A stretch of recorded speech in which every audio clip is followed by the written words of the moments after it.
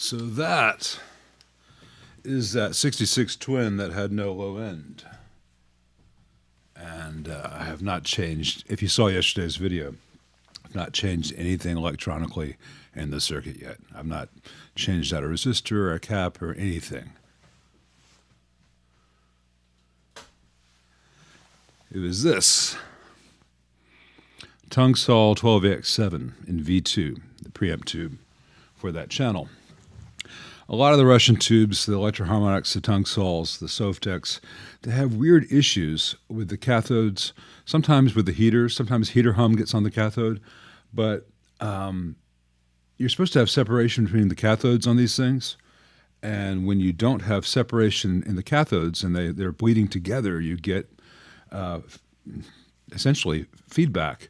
And if they're out of phase with each other, what gets canceled? Low end. So this amp is healthy, and that 12AX7 from Tungsol will go in V5, the vibrato driver spot. So that's the big fix for that. Spoiler for the next video on that. Everybody, thank you for joining me on a Saturday. Hope you're doing well. This thing's really bright to the eye, but it looks okay on the screen. Everyone can hear me okay? Let me turn off the guitar.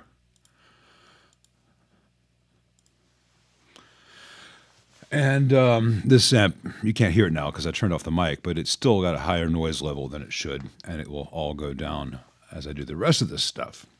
But that low end is no longer a mystery.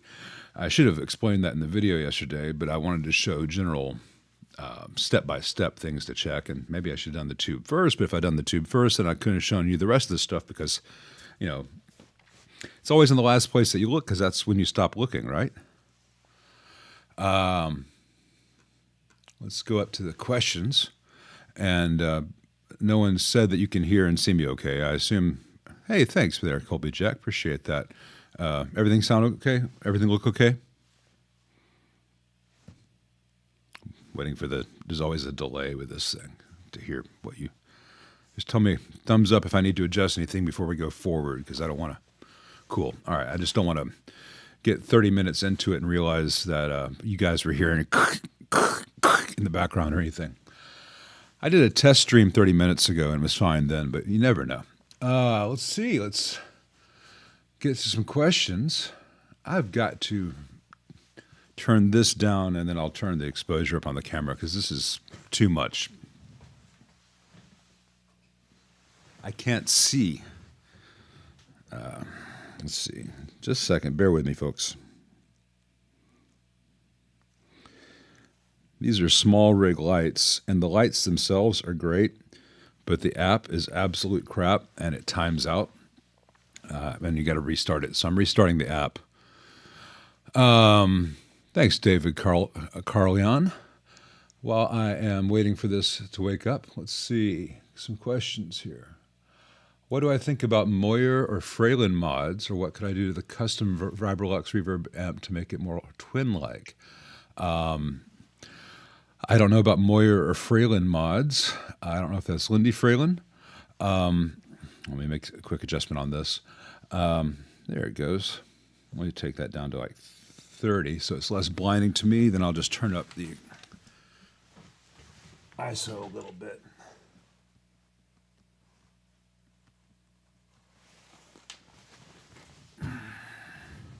That's better. Less. Let me put this over here on the charger.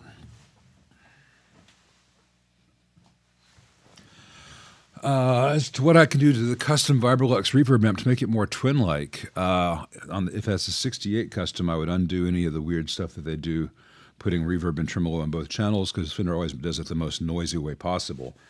And I've discussed that. I've shown that on the 68 Deluxe Reverb circuit. And the 68 Deluxe Reverb is pretty much the same thing as the Vibrolux Reverb reissue. They just have a different output transformer and power transformer. And they have a 100 ohm versus 47 ohm in the negative feedback part of the circuit. Other than that, and the voltages, those are the same amp. So if you want to do a more twin-like thing, the main thing is to add a mids pot, because it's got a fixed 6.8K mids resistor in there. And on a twin, when people have a twin like this one here, and you put the mid spot to noon, to 5.5, right between 5 and 6, you're actually about 1.2K, which is a lot less than the 6.8K get with a deluxe reverb or a Vibrolux reverb. And believe it or not, that's a big part of the twin sound. Let's see. And the speakers are crucial. So I don't know what speakers came with your 68. If they're the Celestion G10s that Fender has been using a lot, get some warehouse G10Cs and smile. I hope you are able to relax today, Brad. It'd be a nice change for you. I'm taking a break from, as Elias here says, he's looking forward to some guitar chat while he finishes up house demo. I've got to get back to house demo. I found a rotten sill plate, and I've got to figure out how to lift up a load-bearing wall, and there's nothing to grab onto or really push up from. That'll be in a separate video that 10 people will watch. Hey, Gary McKinney, thanks. I've shown that in videos. The main trick is to use the right iron, and in the description of my videos, I list what I use. It's a Weller SPG 80 watt, and I've shown this in videos. I always take a small case-hardened steel flathead screwdriver and make a crosshatch scratched area of the chassis first, so the solder really has some surface area to bond to, and I will then clean that up with ISO to make sure there's no dirt or corrosion or bits of things in there. So I have a clean surface, and then I use 60/40 solder with the 80-degree iron, and I wait until the chassis in that spot is really hot before I add the solder, because the solder will flow on the tip of the iron, but you need the solder to flow when it contacts the chassis. And so it gets really hot in the process, and but I've shown that. And then you just try to do as neatly as you can, and not let it flow out into a big blob. Just keep the heat focused in one area so that you end up getting a nice domed section as opposed to just a puddle. Let's see. Yeah, Brad's channel's great. Brad's all right, I guess. Let's see. Well, thank you very much, Jason. He's got the AC15C1X with the blue based on my recommendation. He's loving it. That's a really nice amp, especially given the price point these days where it's competing against a lot of stuff that's just built insultingly. It's not a perfect amp. I just talked to my friend Dan Tramble, Dr. Dan up in Canada, who does a lot of Marshall stuff, and he had one and he had an issue, and it was the 47 microfarad filter cap, the first filter cap. And Brad's run into this. There was a batch of the custom series that they used a different capacitor supplier for, and those have had some issues. Most of the ones, I think, that are Lelons in there are fine, but there's one batch that's not so great, but it's an easy fix. And it's not an endemic thing. It's not a design failure. It's just one of those things that happens. So, it probably about, once you diagnose it, it's about an hour repair, and it's another $3 cap, and then it's better than new. So if you're going to have a fault, that's the kind of fault you want to have. Hey, Trumer Twin from Germany. Thank you very much for being here, Danke. Let's see. None M Linus. These names just freak me out sometimes trying to read these. I'm sure that they mean something to you, or maybe it's actually your actual name, in which case I owe you an apology. Anyway, you got a question. Using two combos and a UA FX Starlight delay pedal to implement stereo. One combo is Class A Silk Tone amp, other is Swart 84 Mod 84. Okay, and where's the question? Okay. Recently used to switch out the Swart. The Silk Tones sound amazing. Is it because both combos are Class A?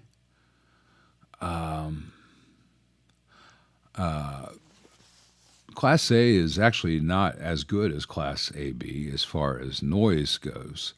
as far as dynamic response goes, as far as pick attack goes. But that's as good in an objective sense from a design perspective. You may like all that stuff. You may like the artifacts and the less than perfect behavior that Class A gives with a single-ended amp. And that's fine because that's where it gets subjective. But in general, Class AB has so many benefits over Class A. There's a reason that Fender only put out the Champ as Class A and everything else is AB, because AB lets you have more power, lets you have less noise, and lets you have more everything for not a lot more money. So not a lot of Class A amps out there. For anyone who sees this and says, what about the Jinkas? Those things should be illegal to sell. They're so unsafe and so poorly assembled. They should not be sold to humans. I've demonstrated that on the channel. It might be on the old Facebook thing, but just insanely poorly built. Chef likes cheeses. Likes cheese. That's good. I like cheese as well. Hey, Matt Johnson. I appreciate that. Fountainberg Q. Let's see. Can anyone answer an impedance question? My AC-15 has a 16 ohm speaker, Alan Harvey asks, with a 16 or 8 ohm impedance switch and want to run an 8 ohm extension cab. Can I run them both at 8 ohm? All right, if you want to run the 8 and the 16 together, yeah, you can run them. And you just set it to 8, and you're going to have a mismatch. 8 and 16 gives you about 12. Sorry, 8 and 16 together gives you about 6. 6 ohms nominal load with an 8 ohm tap is not going to be a problem for your AC-15. Sorry about the 12 mix up. I didn't know there was going to be math on the test. Captain Grumpus says, thank you for another great Saturday afternoon chat. Well, it's a bit early to say. It's got to be another Saturday afternoon chat. Hopefully the greatness will come at some point. I'm a little bit rusty at this. Haven't done this in a while. I was going to get Frank DeSalvo from Forgotten Gear Restorations on this week, but he's got young kids and he could not make the scheduling happen. And I was there 15, 20 years ago. I was there, and I understand that. So he is always welcome. And I hope to feature Frank on here soon. He's got a great channel if you haven't seen it. Forgotten Gear Restorations. Really great guy, great sense of humor, knows his stuff. And I think he's going to be great to have on here. Way too handsome. I may block his side out, or I can do things. I could do this to him. I could say, here's Frank. All right, Frank's going to be this guy, and make him look like he has jaundice. But anyway, it's going to take some work. Freaking handsome mother. Let's see. All right. Hello, Emilio. Colby Jack, that's very much appreciated. A friend is a Fender dealer I want to support by buying an amp from him. If I had to buy new Fender amps, which would I buy? Clean tone with character played in a practice room. Princeton Reverb, 65 Princeton Reverb reissue. Or the 65 Deluxe Reverb reissue. They're both really good amps as they are. I've shown easy ways to make them more reliable. The mids pod I've shown is a nice tweak, but it's not necessary to sound great. The one thing is the stock speaker is not always fantastic, but they've got like 3 or 4 different speakers that come with them these days. So.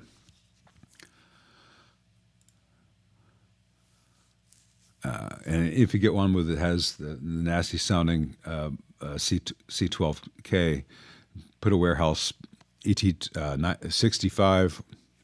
Sorry, I'm trying not to belch on the mic, or a G12C in there, and be very, very happy for the deluxe, for the 10-inch versions for the Princeton, obviously. Though, given Fender's current practices. Unless you are trying to support a Fender dealer, I recommend buying used. Thank you, David. Appreciate that. It was interesting. I think, was that the same video where I had 2 reissue Voxes and then the matchless and then like a really expensive 60s Vox? Once you understand what the circuit is doing, you can make the reissues sound an awful lot like the JMIs, and the matchlesses are in the ballpark, though they're stiffer because of the filtering, and they have a different mid-range response a lot of the time because they'll use a 1 nanofarad where the Voxes always use a 500 picofarad and stuff. But, a great player will sound fantastic with any of those once they're in great shape. You can take a standard reissue right off the floor of Guitar Center AC-15 custom used for $400, and Tim Pierce will sound better through it than most of us would through an actual 65 JMI AC-30 in perfect condition. So it's nice to get the amp in perfect condition.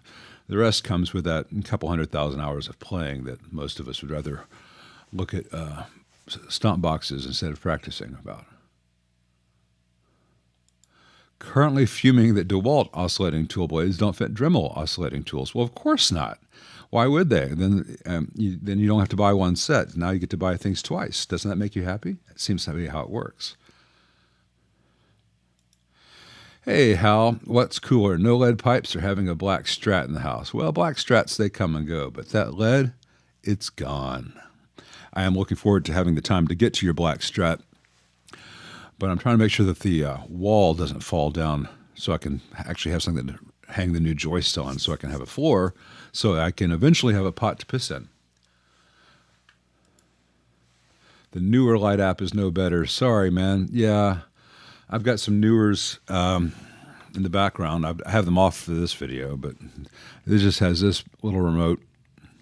Ooh, and it's, not very fancy, but it works.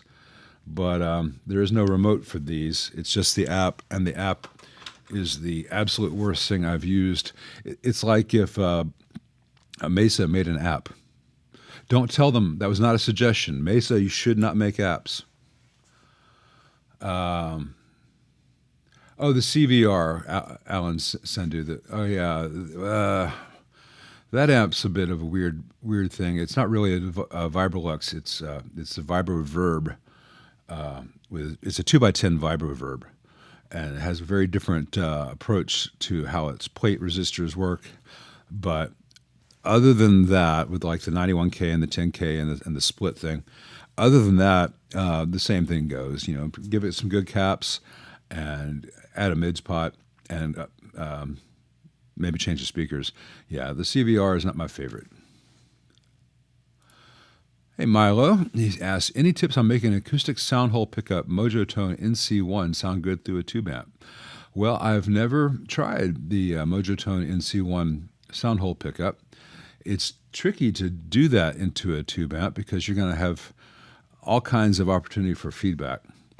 In general, when you're amplifying an acoustic guitar, you want to be able to invert the polarity, which means that the signal coming out of the speaker is out of phase with the top of the acoustic guitar, so you don't get that whoop thing. So if you have access to an AB box with a ground lift and a polarity switch, that can often help. Where you run the guitar through, say, a radial box, and then hit go out channel B and invert the polarity, and that will break a feedback loop. Most acoustic boxes, the Para DI and things like that, the bags, etc., have that as a feature, so you can make sure your monitors aren't in phase with the top of your guitar, and that helps. The other thing is just to keep the volume low and to face the guitar away from the amp and be a little bit distant from it. I know Daniel Lanois has done really well with like a tweed champ and an acoustic guitar, just cheap little Washburn thing with an old Dean Markley mag pickup in it, but he's doing low volume stuff, and he's doing it for tone to get a certain sound rather than to get a loud acoustic guitar sound. I would not expect anyone to get fantastic, true acoustic guitar tones running through a tube amp. There's just too much coloration. I mean, if you listen to what a Strat sounds like DI'd into a board, that is not what it sounds like through a Twin. Does using a step-down transformer in the UK for a 110-volt amp have any detrimental effects? I'm not sure. Brad might be able to help this to answer this better because the UK is at 50 hertz, and that transformer would have been originally designed typically for 60 hertz, and it may not be as happy as far as temperature. But I might be misremembering. It might even be happier with the temperature change at 60 hertz. I think an amp designed for 60 hertz running is going to be a little bit stressed at 50 hertz. But Brad will know the answer to that better than I do because he's in Australia. Hopefully he'll be typing that answer in the next couple of seconds now. Thank you very much, Don. That is appreciated. I appreciate that very much. Every little bit helps. And what has low battery, computer? My mouse has low battery. That's not a good time to have a low battery. Let's see. How can I charge the battery right now? I have an idea. This should do.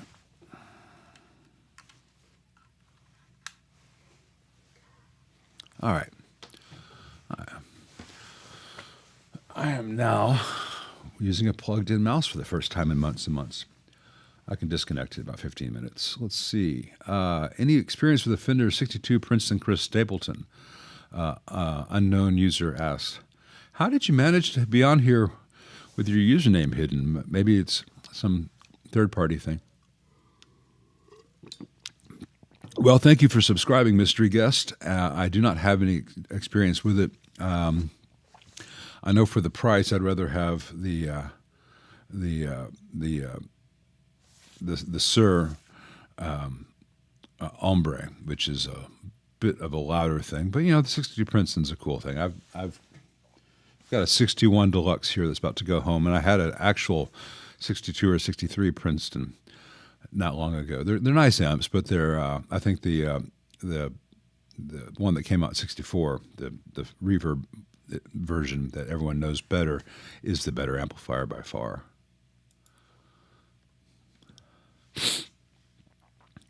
I don't think there's any point of adding an effects loop to a Vibrolux reverb. It doesn't really have much breakup or distortion in the output. And, you can just run everything into the front and be very happy with that. It's just not necessary to put an effects loop in most Fender reverb amps. They're too clean. That's not what... Effects loops are arguably not necessary for anything, but certainly not necessary for a clean Fender. On wall lifting, a toe jack can work well. Yeah, I've got a bottle jack because I had to support the front porch while I was replacing the beams there. The issue, not to go into depth on this, is I've got floor joists which are not hanging onto anything because their ends are damaged and the beam that they're attached to is rotten. And then I've got a concrete foundation wall which is got a narrow ledge, and then I've got a dirt floor. So I'm not sure what I push up from. I might have to put some concrete bits and level them down and compact them into the dirt to have someplace I can build a temporary wall from. Just something to bear the weight while I take out the damaged sill plate, and then I'm hoping I can redo the whole thing with modern joist hangers. But for those who care, that'll be in a separate video. Let's keep on moving to the amp stuff. Thank you very much, Rob. That really does come in handy. It's amazing how much Sawzall blades cost. Hey, Richard. Been looking at many 5-watt tube heads. What's my recommendation for one that can be dimed and not start a fire? Well, the only one on the market that I have experience with for heads is I think Swart has got a head version of the Astro thing, but I don't really look at 5-watt heads on the market. I don't know what's out there. I would never buy a 5-watt amp myself. I kind of think it's pointless. I think 12 watts and up is where you should look, because that way you could gig with it. A 5-watt amp, you're never going to be loud enough to play with the drummer unless you're just playing jazz and he's using brushes. And then a 5-watt amp typically is not going to have the headroom to make it nice. So there are a lot of guys out there who want a 1 to 5-watt amp, but there are so many things on the market with attenuators and master volumes that a 5-watt amp, I think, is an artificial limitation. Neither do I think people need 100-watt amps anymore, typically, in terms of need. Need versus want, different categories. Glad to hear that, David. Yeah, it's a really nice amp. Thank you, Alan. I really appreciate that. Very nice of you.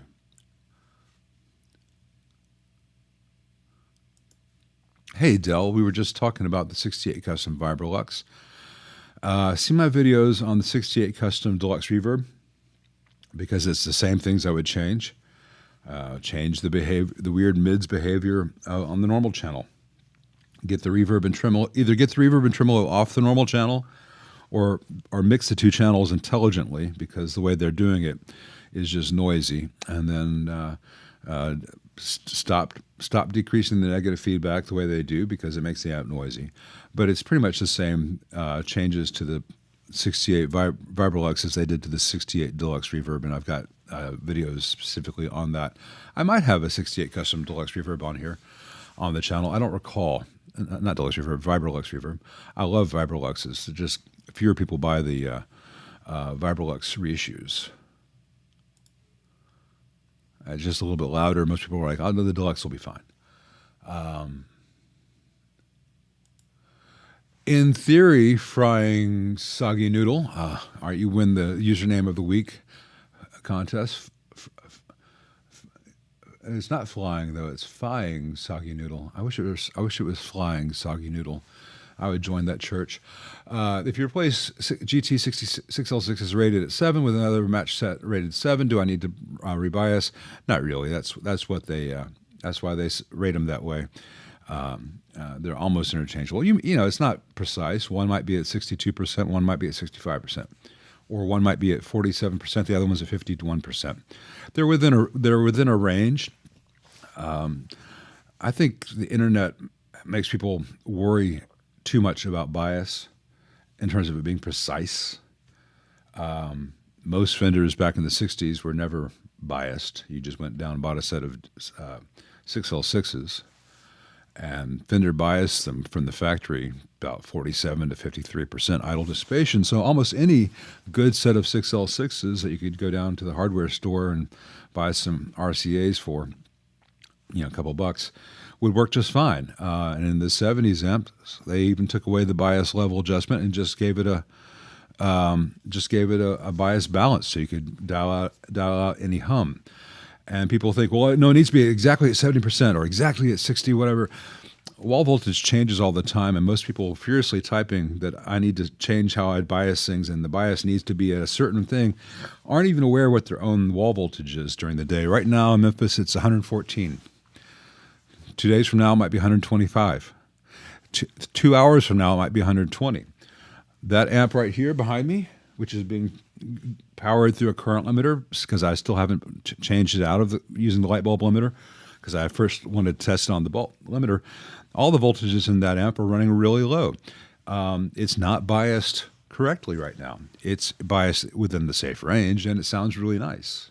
But unless you're in a situation where you have a regulated wall supply, so it's always going to be 117, or always going to be 110, and always going to be 120, whatever you want, and your amp is biased precisely for that, and it will never change, all the rest of it goes out the window. And too much is made over chasing, getting out of crossover distortion notches too, because at what frequency? You'll have a notch at 1K, that's great, but then you make that go away, you'll introduce a notch at 400 hertz. That's not really the end-all be-all. Do a 6L6 and a 6V6 have similar plate resistance? Can they work in the same audio transformer? They have different plate resistances and they want different loads, but they can work into the same transformer. Just one of those pairs is going to be much more efficient. We run into this most often when people put 6L6s in their deluxe reverb, which can work, but it can make your power transformer run a little bit hot. You're going to get a mismatch. Don't put 6V6s in a twin. The voltages are too high. You'll kill your 6V6s. And we run into this a lot with cathode biased amps, a lot of which are marketed as having magical qualities. You can use a 6V6, you can use an EL84 with a little yellow jacket, you can use an EL34, you can use a 6L6. It's true. They'll all be within a safe bias range. One of those tube sets will bias better than the others, and the amp will sound better than the others. And one of those tube sets, hopefully the same one, will be a better match to the primary reflected impedance of the output transformer. But they'll all will work. It's just one of them is going to work better and sound better, and the others are marketing options. Hey, Gringo Pig. Hey, Bottom Kitchen. I have a question for you, and I almost asked this on your channel, but I thought it would sound mean. I'm going to put it here, so I'll do it in public, but at least it's not right there on your channel. And I think you'll understand the spirit with which I say this. I saw your video today on useful sounds with your Vibrolux reverb reissue, or Vibrolux reverb. I don't know if it was reissue or not. And I couldn't really tell, but it sounded very warbly, like you were using either a very strange modulation pedal effect or like you had noise reduction of some sort on the audio, and it made the entire sound that you were trying to present to people sound a little warbly, like a tape that was where the speed wasn't playing back at the same rate, like an old VHS cassette. And I don't know what you were doing, but I don't think it's what you meant to do, because it's really hard to hear what your amp and your guitar sounded like with that beautiful Les Paul that you were using. So I didn't want to criticize you on your channel, and this is not meant as a criticism. This is meant as constructive. Hey, are you aware that it sounds really warbly on playback? Sorry. What's involved with transformer rewinds? Why is it necessary? Pros, cons? Is the point just keeping the original transformer? Well, it's an expensive, esoteric thing. There are people who do it, and there are people who do it well, and sometimes they're the same people. In general, there are amps like, say, an old Ampeg B15N, where it's very important to have everything as original as possible to maintain the value of the amp. And that's a very specific transformer. And there aren't a lot of replacement options out there. And there are other amps where there just is no replacement option off the shelf. Like, you have a 50-watt Marshall and you need an output transformer. Every company's got a 50-watt Marshall output transformer. Wait, put that on standby. So I'm tired of hearing it hiss. But other amps, there is nothing out there that's a direct match, and so that's the only option. As far as rewinding it, it's kind of like winding a pickup, if you know how those work, but it's a lot more involved, and you've got to make sure that this bunch of coils is not touching this bunch of coils, and everything is insulated. It's a big, arcane process. When I've had it done by Mercury. I know Chris Marin does it as well, and there are other options, but it is usually done because it's either the only choice or is the owner's preferred choice. It is an expensive prospect.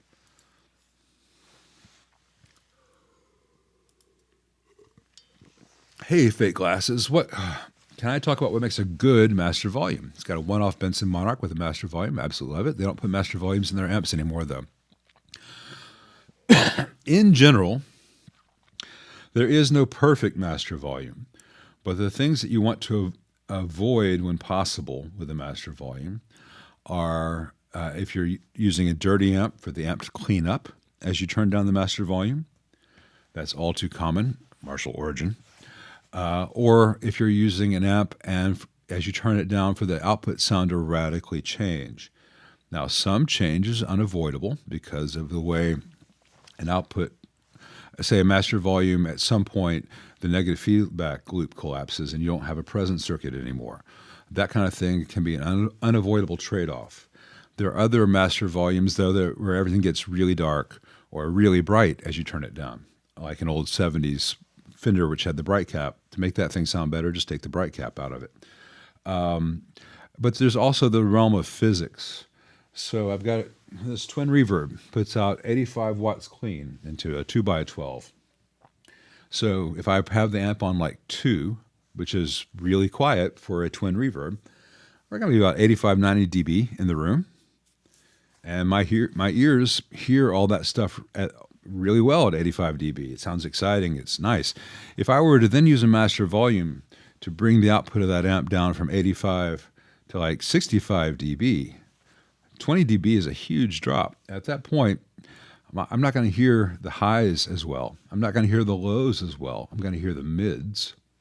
That's Fletcher-Munson curves. That's just how our ears react to different frequencies at different levels. We're attuned to the frequency of human speech.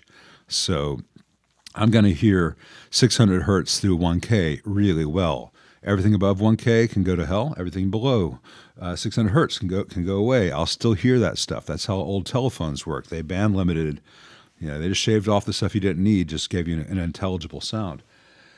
The other aspect is, the speakers that are good to use with an 85-watt twin reverb, when the volume turns down too much, those speakers have enough mass that they're hard to move. So the speaker's not going to be moving as much air at the lower volumes. So there's more to it than just the master volume. In general, I like the Larmar circuit, and I've got videos up on installing Larmars in twins and Marshalls and Voxes and such. And in any amp that does not have presence, they're about perfect, as close to perfect as a master volume can be.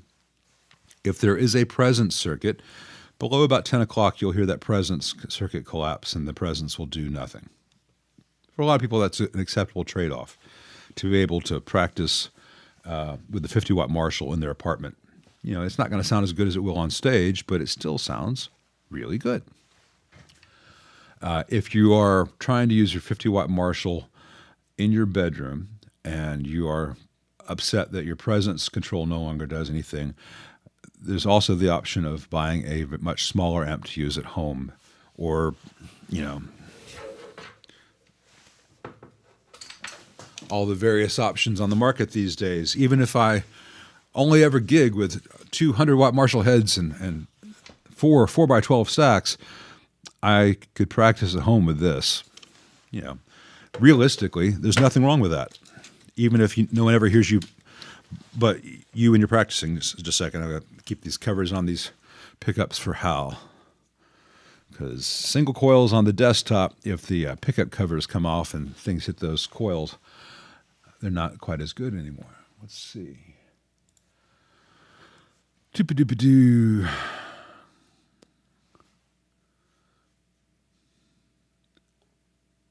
Would one of those poorly built amps be a good exit strategy for a failing restaurant? I cannot comment on insurance angles on here. Oh, Sunil Menon. Okay. Well, nice to meet you, Sunil. I didn't know that it was just backwards. I was trying to. It looked almost Latin-esque. But Sunil, nice to meet you. I hope I'm pronouncing it correctly. Sunil Menon. I apologize for sometimes being an ignorant American, sometimes just being an ignorant Westerner in general, as far as cultural gaps go. I don't want to have them, and I'm not proud of them, and I'm always willing to learn more about how the world works and all the wonderful people in it. Now, for all I know, you were born and bred in Indiana and are every bit as American as I am. I'm just saying, culturally, Sunil is not as common as Bob. And I can relate because there aren't as many Lyles out there as one might wish. It's pretty much me and Lyle Lovett, and we're awesome. Let's see. Raul, yeah, I've got amps under 500 amps, under 1,000 videos up, and I think Brad put the link up for that. Check that out. Pre or post master volume? My preference is post. The only time I like pre is if you have an amp, say like a Friedman BE 100, where the output section is actually staying really clean the entire time, and the preamp has got so much ungodly gain that way you can have the pre-phase inverter master volume. That way you can get the presence and resonant circuit in the output section to work at any level. The actual best option is both, which can be incorporated by having a series effects loop with a send and return level, independently adjustable send and return levels, and then a post phase inverter master volume.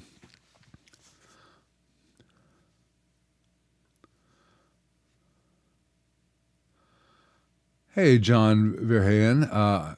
My biggest concerns with the 64 Custom Deluxe Reverb are that it is much noisier than it needs to be because the way they put reverb and tremolo on both channels, and that they are marketing it to you as a custom 64 Deluxe Reverb, but it's not. It is a deluxe reverb circuit with the Princeton's vibrato circuit, tremolo circuit, not because it's custom, but because they can't sell the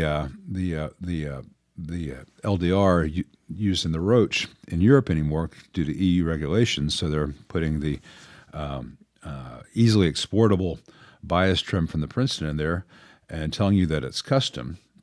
And the amp is marketed to you as being hand wired.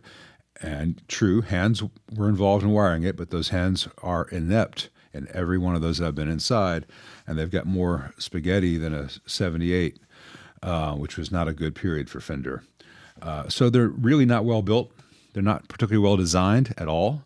There's nothing about them other than the cabinet quality, which is anywhere better than the standard 65 reissue. The 65 reissue actually sounds like an actual deluxe reverb. So what are you buying for that money? Whereas other companies will make you a clone of an actual 1964 deluxe reverb that's every bit as good for the same price. Or for the same price you could have bought a used 70s, had it restored and had the real deal. So if you have it and you love it, that's great. But it should have been a lot better for what you paid for it. And it's sad that it's so noisy. I don't want to go down to this rabbit hole too far. I've talked about this so much on the channel, but if you're going to combine reverb and tremolo on both channels, you want to do that as an AC mixer, not a DC mixer. And they do as a DC mixer. It's just the noisiest possible way to do it. It also means that if you have, if you can't do the trick where you pull say V1 and have more gain on the second channel, because as soon as you pull V1, those tubes are, because their plates are in parallel, you've got 50K as a plate resistor for V2. So yeah, there's the whole cathode for it. It could have more gain, but it's going to have less gain because it only has a 50K plate resistor all of a sudden. It's just a bad design upsold to you. So... And I'm not saying you're a fool for liking it. I'm not criticizing you at all, but my criticisms are that for that money, Fender could have made something really, really great for you.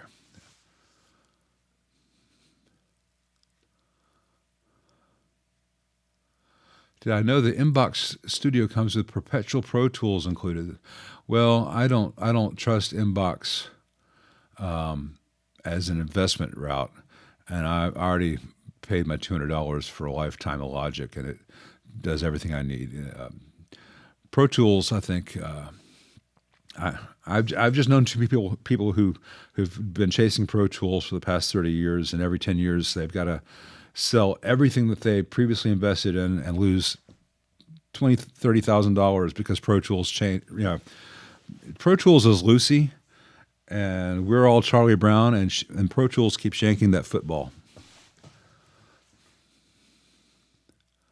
Hey, Elias, the Fender Bassman reissue is fantastic. I've got a video up comparing the 59 reissue Bassman to an actual 58 Bassman here. And does a 58 Bassman sound better? A little bit. It also has original speakers. They sound a little bit different, but both of them sound really damn good. And I say that. I can say that because I have played actual 58 and 59 and 60 Bassmans for extended periods of time. There's a lot of stuff out there, and I'm not trying to make myself sound awesome or make other people sound bad, but there's just so much mythology out there about how to get that Dumble sound or how to make it sound like a 58 Bassman from people who've never used a Dumble, from people who've never used a 58 Bassman. You know, what overdrive will make me sound like I have a Dumble? None. What overdrive will make me sound like Robin Ford? Any overdrive, if you are Robin Ford. Anyway, on that subject, Surge98 says, in researching a Dumble build, I've seen a number of comments that suggest building the 100 watt even if you don't need that much power. The claim is it sounds better than the 50 watt. Do I agree? Yeah. No. 100 watt Marshall output sections and the Dumble is very similar. The output section of the Dumble is very similar to that. 100 watt output sections can sound better than a 50 watt output section because of how far down this rabbit hole do I want to go? There's going to be different filtering, more voltages present, so you're going to have a little more power, which gives you more transients. But there's also parallel transconductance and all that stuff. Two tubes working in parallel sound different than one. And a 100 watt output section will sound a little more solid with a more immediate attack and just have a little more complexity than a single output tube. But we're really talking about how many angels can dance on a pinhead here. A great player is going to be happy with either. Might be happier with one, but the thing is, like, if I say that, yeah, the 100 watt is better, it's better from almost a theoretical perspective. It has advantages, and those advantages have aligned with my subjective experience as a player. But other people are going to play both and say, no, I like the slightly different response of the 50. But then again, it's really hard to know what is due to what, because some people will way over filter a 50, and then it doesn't sound as good as it could. Or people will weigh. There are a lot of variables beyond just the wattage, but it's not the wattage so much as 4 tubes versus 2 tubes, because of the way the tubes react to the impedance.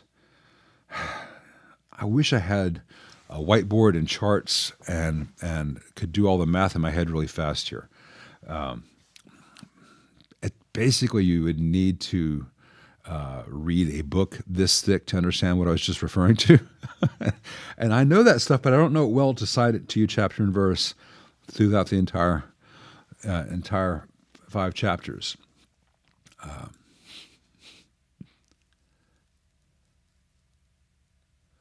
The Bassman reissues are every bit as reliable as 65 reissues. I think the 65 reissues are easier to work on. They both have some pros and cons, but the Bassman was the first really good reissue that Fender did, and then the 65 series has been fantastic. Is it worth to upgrade from what, Tony Mac? I don't think it's. Is it worthwhile putting money into the 64 Custom Deluxe? Honestly, I'd say sell it to someone who wants what Fender's been promising them, and use that money to buy a number of good clones, or buy buy a 71 Deluxe Reverb that needs a little bit of work, put $400 into it, and then have something fantastic. I have not compared a Z-Rec Junior, David. I've not had the Z-Rec Junior in. I've had a lot Yeah, Reed, the 65 series is incredibly better than this 68, but the Pro Reverb is. I'll get to you later, Reed. Well, the Pro Reverb is the possible exception there. I haven't had the Z-Rec Junior. I've had various Mazes, and I've had. I mean, it's weird. I've had Route 66s, which are really rare. I've not had the Z-Rec in. I don't know whether it's just that Z-Recs don't fail, or if not a lot of people in Memphis have bought them. But I look forward to trying one. Hey, Greg's Place. Thanks. Yeah, I recommend the AC30 and AC15 custom models all day long. I'm not a big fan of the handwireds. They're fine. There's nothing wrong with them, but they're really stiff sounding. And like the 64 custom deluxe reverb, there's just no reason to justify the price of the handwired series over the standard, other than the standard ones are really heavy because of the weight of the cabs. I wish they'd use lighter weight cabs. That would be a huge upgrade, and I've spoken to the guys at Vox about that. But yeah, the custom and 15 are phenomenal. The AC15 C1 and C1X, and the AC30 C2 and C2X, and then the head version, this AC30 C2X, C2H. Not the custom classic, not the handwired, not the heritage, but the standard custom series is really nice and can be made to sound very similar to this JMI circuit for very little money. Hey, Matt on the Water. Speaker recommendation for that ToneMaster Princeton you picked up. That comes with does that come with the Neo Creamback? I kind of like the Neo Creamback, but I've not tried the 10-inch version. I've only tried the 12-inch version. When you get your actual Princeton's back, you're going to have the ET10 in one of them, and you're going to have the G10C in the other. So I think what you might want to try, just to have around, is try get a Celestion G10 Gold Alnica.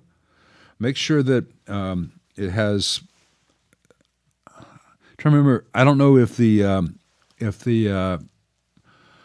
ToneMaster Princeton has 8 or 4 screws in the back of its baffle for a screw, because some Celestions only have holes for 4.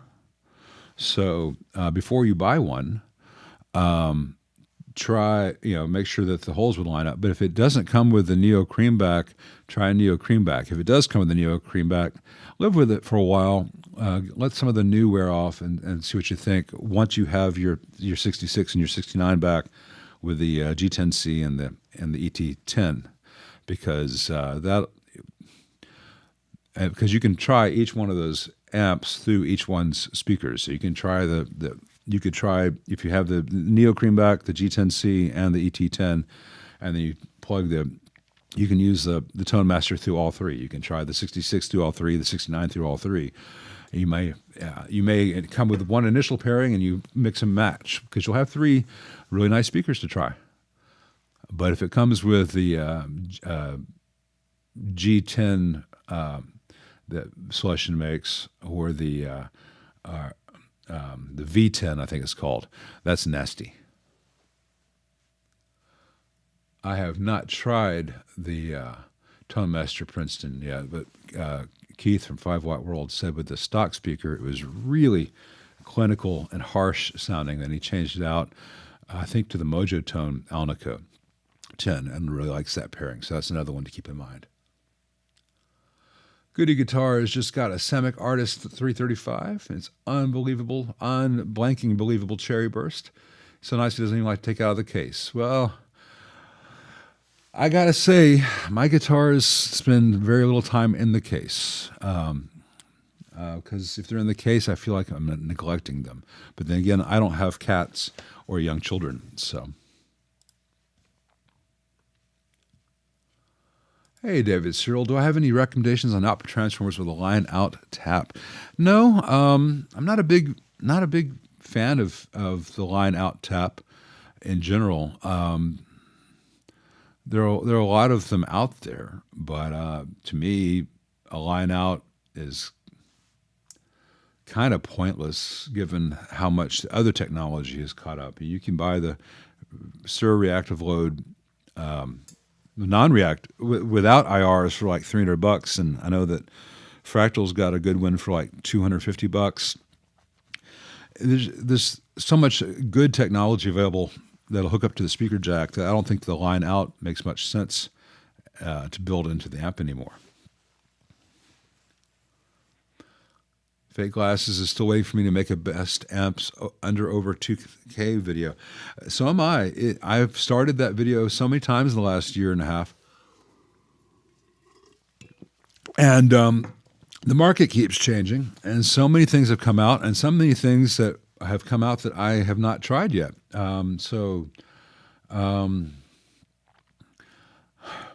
The temptation is for me to put something out just to have something out there, because I know I'm going to get a couple 100,000 views and make quite a bit of money off of it. And then I promote myself as the internet amp expert. And I try not to fall into those traps of going for money just for the money's sake or taking myself too seriously. Every amp that I mentioned in the amps under 500 and amps under 1,000, I had repeated experience with, and there aren't very many good options under 500 or under 1,000. Under 2,000, there are a lot of really great options, many of which I have not had any experience with. So I can warn you away from specific amps under 2,000, but it's hard to say these are the ones I would absolutely recommend under 2,000 because I've not tried them all. I've not tried the Z-Rec. The Dr. Z-Rex yet. I want to. I expect they're going to be really good. I've not tried them. So how do I address that thing? I have to say I would not include Engel in a list of the good, Charles. I'm sorry. I've seen inside Engel's, and the scary things are there. Here be monsters. Here be dragons. But so I don't want to make a video just to make a video. So it's probably going to be a little more like amps to absolutely freaking avoid under 2K other than best amps under 2K. It's just a lot more choices under 2K than under 1,000.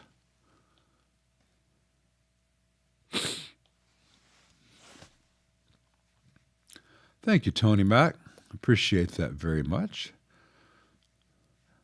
Milo says since he started watching live chats, he developed a taste for afternoon coffee. Well, I am finishing up some Coke from lunch, and then I'm going to switch over to coffee.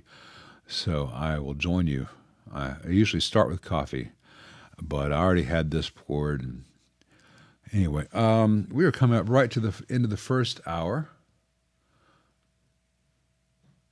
Tony Mack, I believe I did see your comment about the 64 Custom Deluxe Reverb handwired. Remember, it takes me a while to get to the questions. I'm always about 30 minutes behind. I'm not sure why you come through as anonymous either, Anonymous, but you sure have. So you are certainly welcome here, whoever the hell you are. We're going to take we're going to come back to Icarus Ho Hit. Brad, you didn't have to give me $20, but I appreciate that very much. That's very kind of you. Icarus Ho Hit. We're going to come back to your question right after this first intermission. We're going to take a 7-minute break. Everyone stretch your legs, get your own cup of coffee, and we will be back in 7 minutes.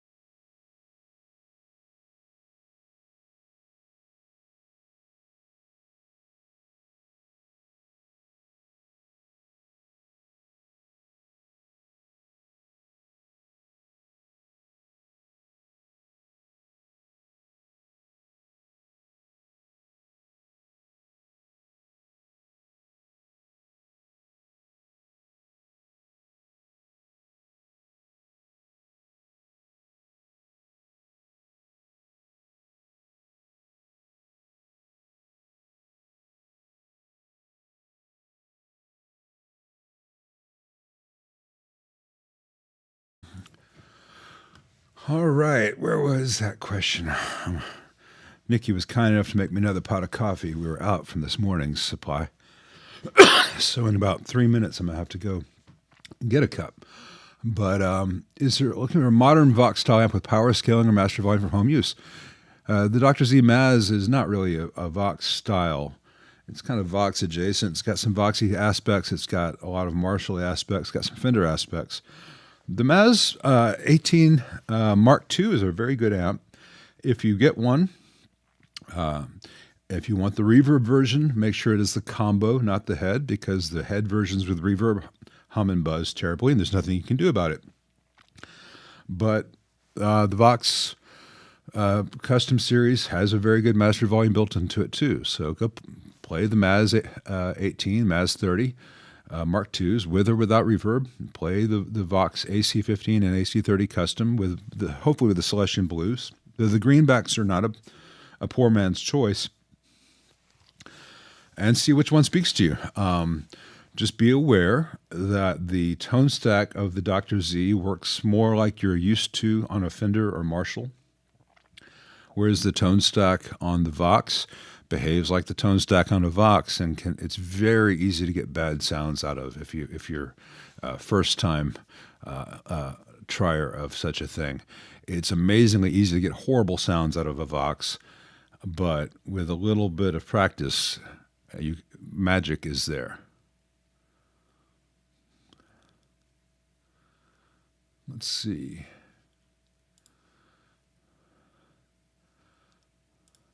Thanks, Greg's Place. Appreciate that very much. It's going to go to the Flush Fund. Absolutely. It's actually going to go to the buying a lot of pressure-treated 2x12s fund.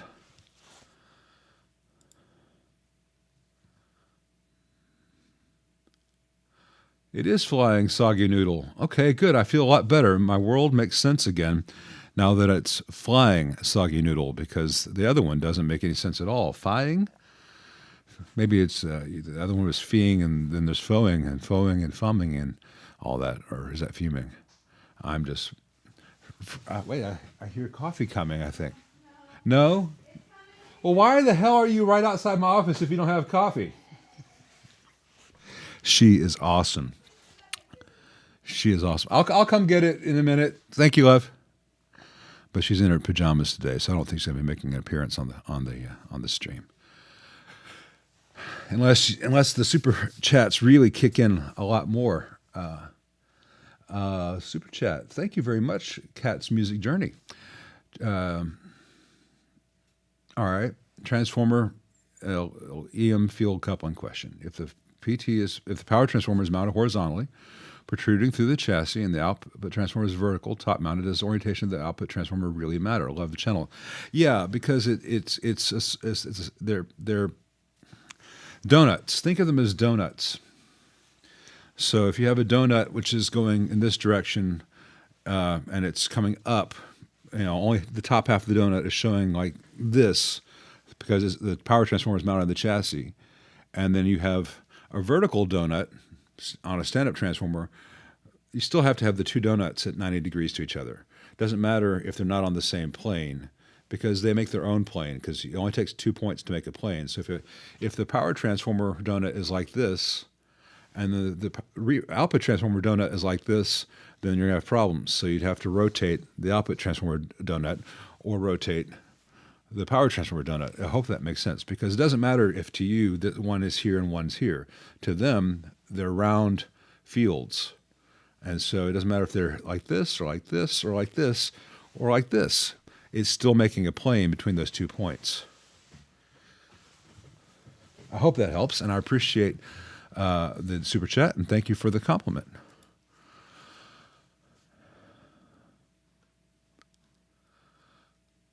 Hey, Martin, I appreciate you joining from Scotland.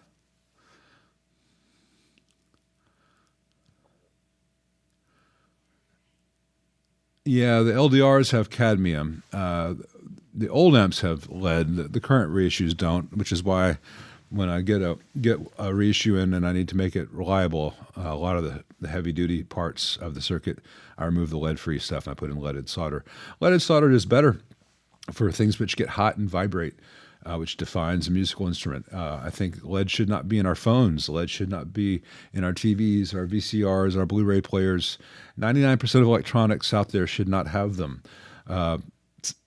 NASA would really like to use leaded solder, and I think guitar amplifiers should use leaded solder. Flip side of that is I'm just talking about the ones which are not designed to go into the landfill. So if you buy a Black Star, it should have leaded solder because it was designed and specifically to last a year or two, then go in the landfill. So if the goal of the designer is to go to is to put something into landfill, so that the buyer has to buy another one of them, then use lead-free solder. But if the goal of the designer is to make an amplifier that'll still be around 60 plus years later, like the 66 Super Twin Reverb here, then use leaded solder because that's what hot vibrating circuits need. There is good quality lead-free solder out there. Just most amp companies do not use it because it costs a lot more.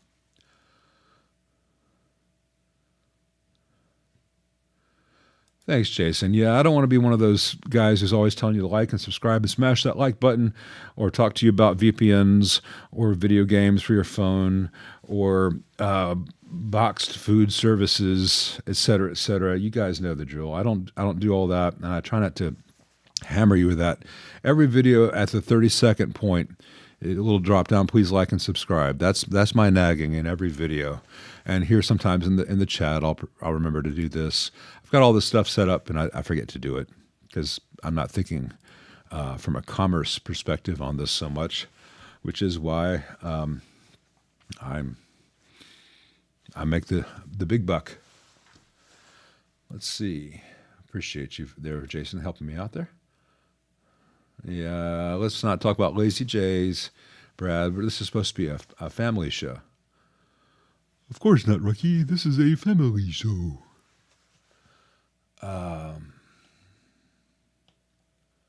Hey, Douglas Shaw. Of the Princeton Reverb clones I have seen, would I be averse to expressing my opinion?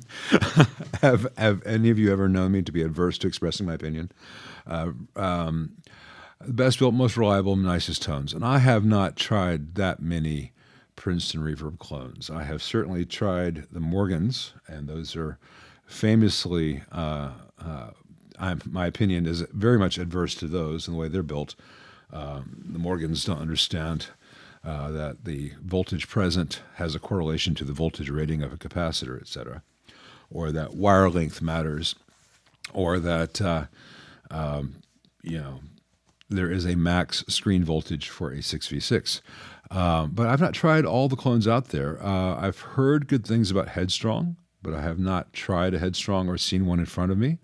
I've seen a couple of photos that gave me a little bit of pause, and I've heard some cautionary tales from other techs about them, but I've not been inside one, but I know a lot of the players in Nashville really love them. So I'm hoping that they're great, but no one has sent me one to check out. I have not tried a lot of Princeton Reverb clones. I've mostly had 60s and 70s Princetons, and then the various 65 and 68 reissues. And again, the 65 reissue is pretty damn close.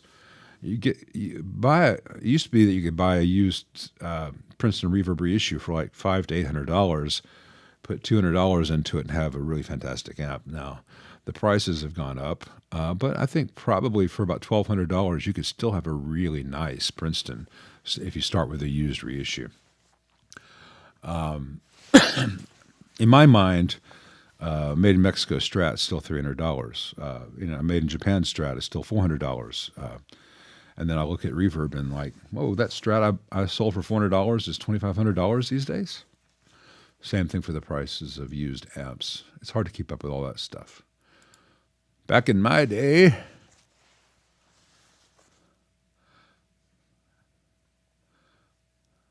best current Princeton Reverb used. If you get a used Princeton Reverb, preferably before from 72 and earlier, and you take it to a guy like me or a guy like Brad or a guy like Matt Fields and let us do our thing, you're going to get back a great Princeton Reverb. but I don't know who's making the best current version.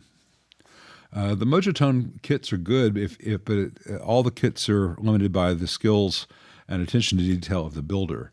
And so I've seen a lot of kit builds that were really frightening, and it's not the fault of the kit. Thank you, MShaft1. Appreciate that very much. Our bottom kitchen will then just look at your, I don't know what cell phone you're using, but look and see if they've got a compression thing or automatic noise reduction or something, because your audio on that video was really warbly. And I know that your amp is capable of sounding better than that and does sound better than that in real life. But I'd love to check out your videos once you resolve the warble issue. I'm going to run to the kitchen and get that cup of coffee. I'll be right back.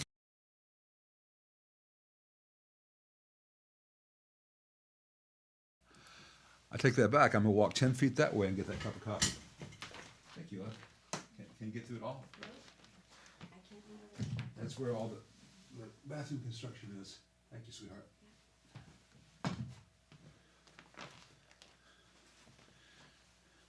She braved my Sawzall and my rotary saw and my 4-foot-long pry bar and a whole bunch of other tools and bits of wood with nails in it that are all piled up there in the hallway outside the bathroom to bring me this cup of coffee.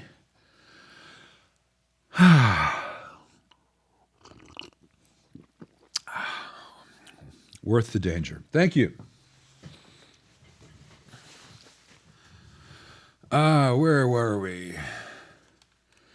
Yeah, Brad, it sounds like noise reduction on Bottom Kitchen's recording, which is a shame because it's a lovely amp and it's a beautiful guitar and he's obviously proud of both.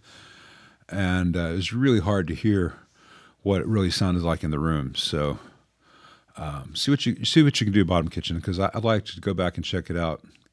I love when I find that the people who comment on my videos and come to my channel are putting their own stuff out there. I like to go and find that out and see what their lives are like. And,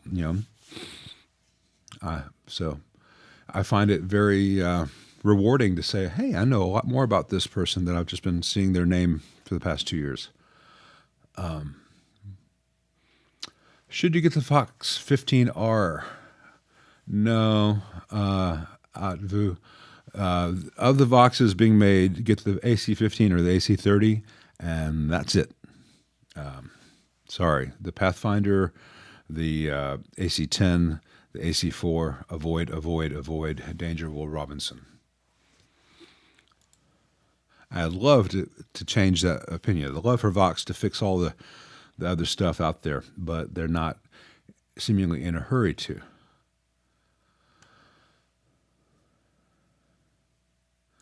Hey, Magisterium. Yeah, the notifications, even when they work within 5 minutes of the thing that you wanted to be notified about, and they're never like, hey, in 15 minutes, that's going to start. So,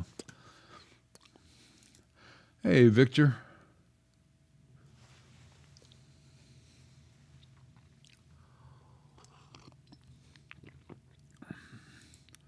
Hey, Doc Scott. I'm glad that I was able to help you.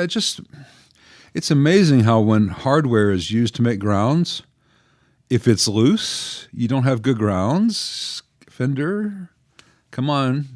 I think all that should have been done right from the factory. But they're far from the only company. A lot of companies don't get this stuff tight from the factory. In fact, it's always a pleasant surprise when something is done right from the factory. And when I'm taking an amp apart to diagnose it, a lot of times I can tell the quality of an amp just by how well the finish is on the cabinet, or any knobs loose. If you get a Friedman or a Sur and you're like instantly, okay, look at these screws that John used to hold the chassis in place, these hex screws. Okay, Dave used metal inserts so he can use machine screws to hold the rear panels on. All those little attentions to detail are a preview of what's to come. And they don't cost an awful lot more than doing it any which old way. But it's appreciated by me. People who do things well tend to do everything well. at least within their field. You know, their sock drawer may be a mess, but what they actually do for a living, every little thing has been thought about. And when you find something really lazy and scattershot on the outside, like a relatively new amp, and there's a flap of loose Tolex right inside as you start to pull the chassis out, you kind of know what you're going to find.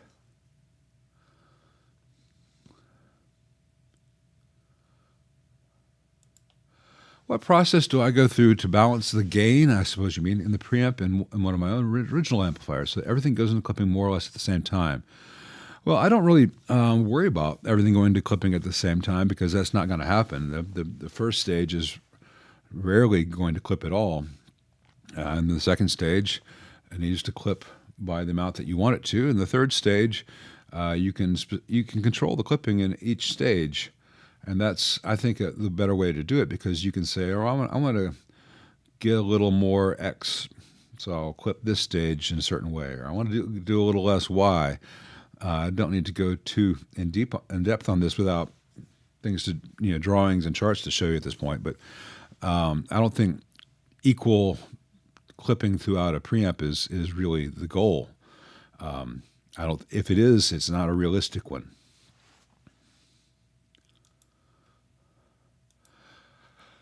I do have experience with PRS amps. Arnold Alanis, he's still looking at getting an HRDX20. I have seen the pictures of the HRDX20. I've not seen one in person, but the photos seem promising. I have had bad experiences with their import amps. I've had bad experiences with their 2-channel Cs and 2-channel Hs. I've had good experiences with their DGTs, the David Grissom 30-watt version. I've not tried the 15 yet. And with their Fillmore Marshall kind of amps that they first came out with. I don't remember the name of those. So I know that Doug Sewell, who designed some or most of the higher-end stuff, does really good design work. It's weird because some of their amps have been really, really good, and then like the custom and 2-channel Cs, they've got 1 in 90, 148 diodes that don't last, where they could have just used a 1 in 4004, which would last, or they have fake eyelet boards that are really PCBs with really flimsy pads that lift off the trace when you try to desolder them, because they're designed like a eyelet board, and really weird circuit layout on some of those, where you just get all kinds of extra noise for no good reason. So in my experience, the PRS amps have been all over the map as far as really good and really bad. I'm not sure what the through line is. I'd have to go through more of them and side by side to say, oh, it's this factory, or it's this production run, or this line. I don't know. So I cannot recommend the HRDX20, but I can recommend trying it. I've heard people love it. I've not heard it. I've seen a photo. I didn't see things scary in the photo, but seeing it in a picture versus having on your bench and being able to really measure things, I cannot tell you good, bad, or the other about it. I wish I could.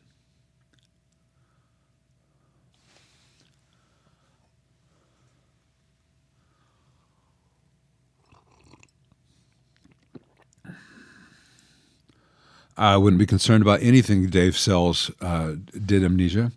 There's nothing wrong with PCB versus hand-wired, et cetera, et cetera. Board-mounted tubes are a concern, but that concern can be lessened when the designer knows what the factors involved are. I put it this way. If I broke my arm and needed an amp for a world tour, and I couldn't build it myself because I broke my arm, I'm not sure how I'm going to do the world tour with a broken arm, but forget that for the sake of this example. I would trust anything John Suhr or Dave Friedman gave me to use. I can't say that about a lot of people out there making apps. I wouldn't have to second guess everything that they did. We don't recognize Mr. Menendez anymore, Arnold. Sorry. That's twice you did this, Colby Jack. You can just do direct wire transfers if you prefer. Don't let YouTube have their cut, but I appreciate it. Thank you very much, man.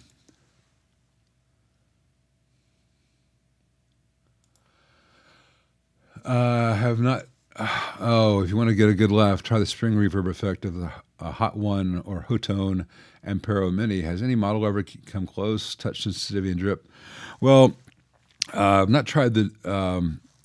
I just installed the update 1.8 or whatever in ToneX, which gives delays and such. And I think they added another spring, but I've not tried it since I installed it, but I've not had a chance to try it yet. Of the springs in here, one is better than the others, but is not great. Of the springs in the HX Stomp, one is better than the others, but it's not great.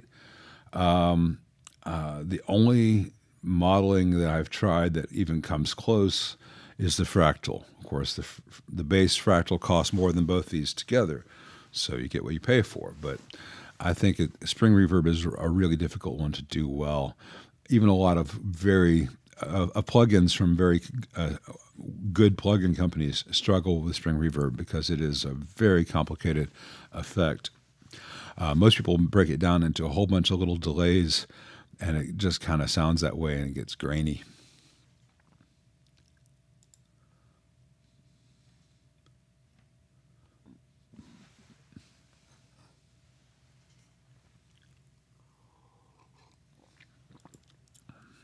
Well, Sunil, I will try to remember that your name is Sunil Backwards. Nice to meet you, Mr. Backwards.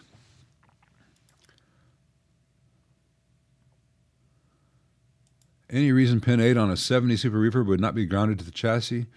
Some of those used a partially cathode bypass output section, so they would have a 5 or 10 watt resistor from the cathode pin 8 to ground, but it was a fixed bias circuit with a negative voltage on the supply.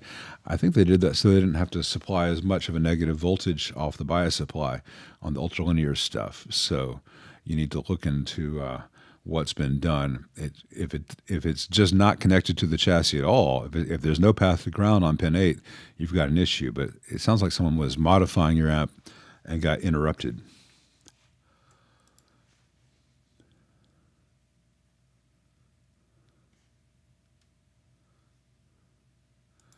Well, my wife is from Indiana. I like to think that she's pretty cool.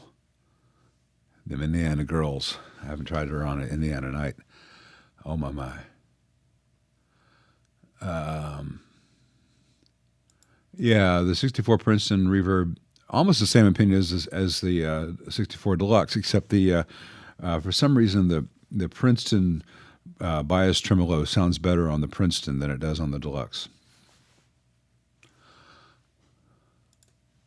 But yeah, you're overpaying for marketing.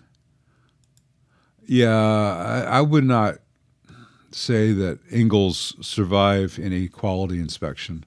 I don't think quality is the point of them. I don't have a lot of direct experience with Ingalls, but every time I've seen a fellow tech work on an Ingle and I've seen the photos, I'm like, this wasn't the prototype. They went to market with this. So,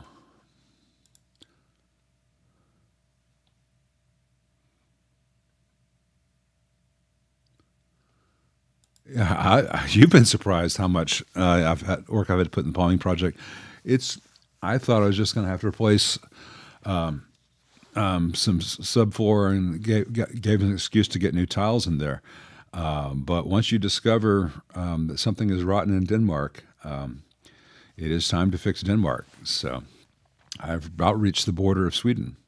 Wait, Denmark goes to the sea. Border with Germany. I've about reached the border with Germany.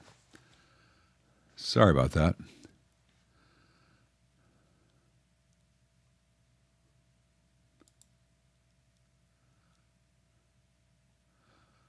Oh, come on, Magisterium. I quite liked Portugal. I thought it was lovely. Of course, I didn't meet you, so.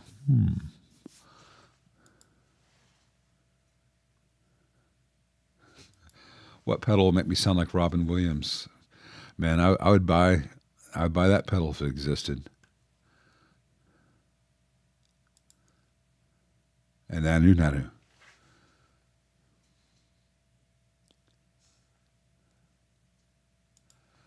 Bottom kitchen, don't do that. EQ pedal between the amp and speaker. Oh, no, no, no. No, no, no, no, no, no, no. Never put anything between the amp and speaker except a speaker. The answer, the real answer is 20 minutes long. The short answer is because you'll kill your amp and you'll kill your EQ. Just don't. What are good questions to ask a tech to get a good sense of their competence? Oh, that's a tricky one. Ask. Don't ask. Don't try to test them for test their competence. Ask their past customers what their experience was like and are they happy. That's the best way to do it, because a tech who really knows their stuff, you won't be able to quiz them. You won't be able to, and you'll just insult them in the process. And unless you are a tech, even a bad tech can snowball you with terms. It's one of the reasons I just show the damn work on the video. I can't make up terms like flux capacitor, and I've got to align the core matrix of the blah blah blahs, because a lot of people might eat that up. I show what the problem is, but I'm mostly speaking what I like to think of as English on here, and avoid a lot of the technical terms unless it's the only means to express an idea. But I could switch to engineering speak, and first of all, you'd all fall asleep, but it would all sound very impressive. You would have no idea whether I was speaking real things or making it up. Brad and a few others would know, and they'd probably get a kick out of it. But a good tech, you won't be able to quiz, and you'll just piss them off. The real answer is, hey, do you mind if can you give me some references, 5 clients who had similar amps that I could call and ask if they liked your work? Because if someone asked me that, I'd be like, no, I totally understand. Before you spend potentially $200 to $500 on this, make sure that I'm the guy for you. So yeah, I will contact 5 guys and ask them if they mind if I give them your information, and give you their information, and you can contact them. I wouldn't mind that. I understand that people come to me, it's a leap of faith, unless they've watched the channel. It's another thing I do as outreach. But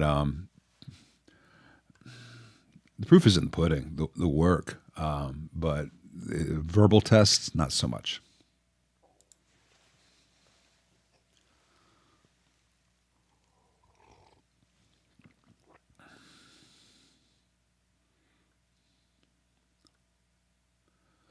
The Orkinator Overdrive. Now, screw that. Just call it the Shazbot.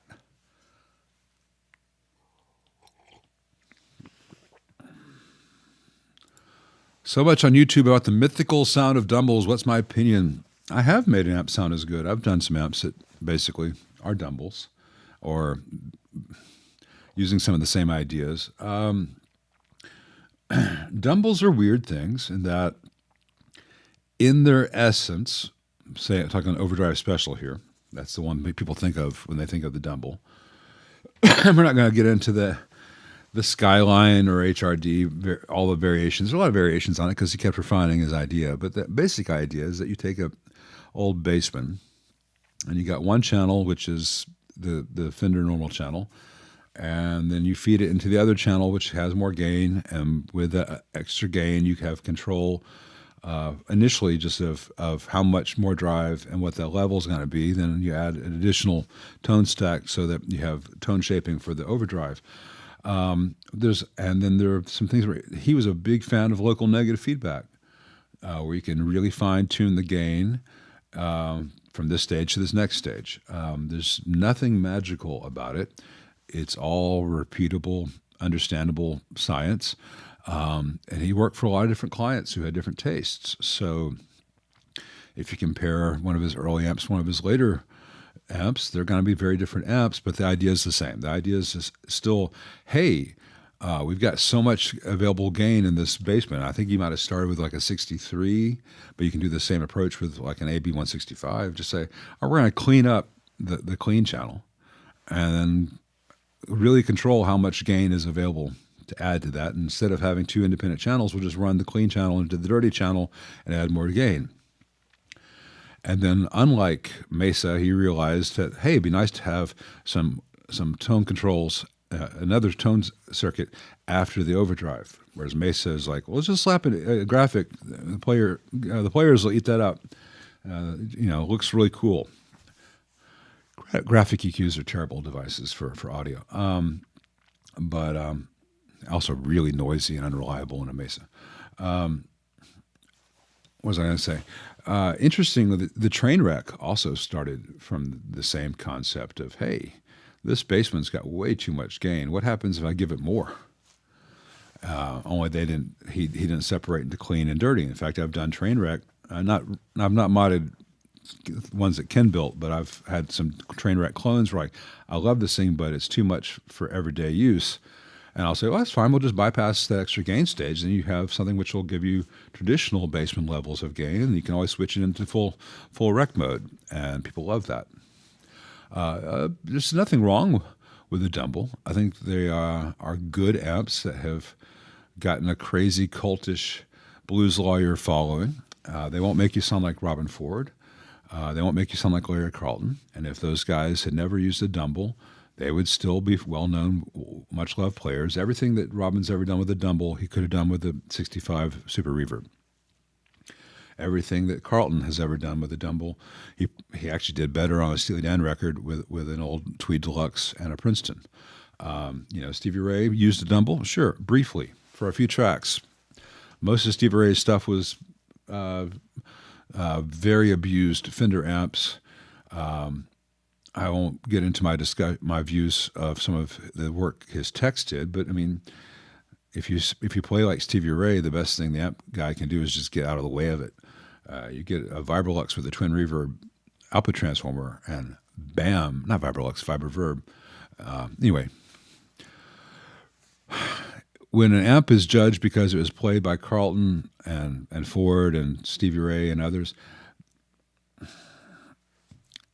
it's not the amp. They could have gotten equally great sounds from a whole bunch of stuff. Reed, getting back to your question, the 68 Pro Reverb is not really a 68 because a Pro Reverb was always a two-channel. Basically, it was a Pro Reverb has always been a twin reverb with just two 606s instead of four, so a 45-watt twin reverb. The 68 Custom Pro Reverb is not really a 68. All the other Fender reissue amps, the 65s are the reissue of the amp that Fender actually put out, and the 68 Custom is a tweaked version with a bit more drive, a bit more mids, and reverb and tremolo on both channels. And the Pro Reverb is the exception to that. If you play a 68 Custom Pro Reverb and you like the sound, get it. It's a really nice amp for the price. But it is not an actual reissue of a Pro Reverb that would have been sold in 1968. Thank you, Daniel C. Appreciate that. Any insight on the DIY Tweed amps like those? So my Mojitones, 2Mac, etc.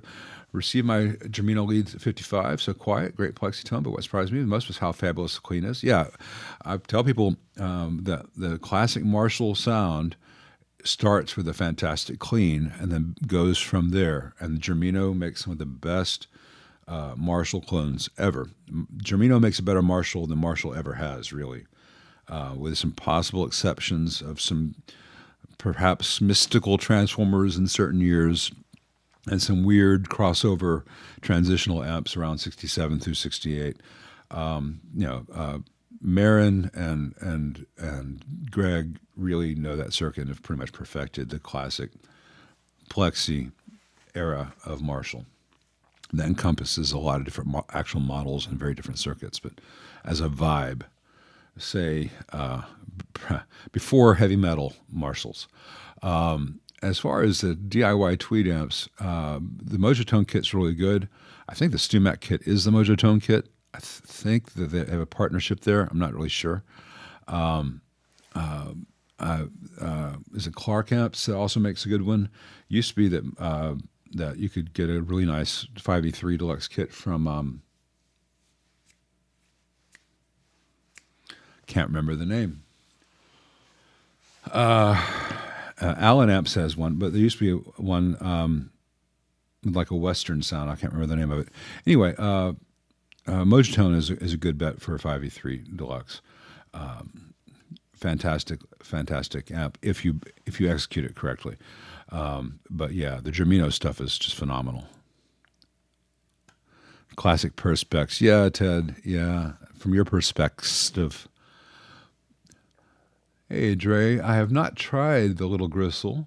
I've only had one Cook or Cock amp on the bench, and it was overbuilt in some ways, underbuilt in others. It sounded really good. Had only one real problem with it.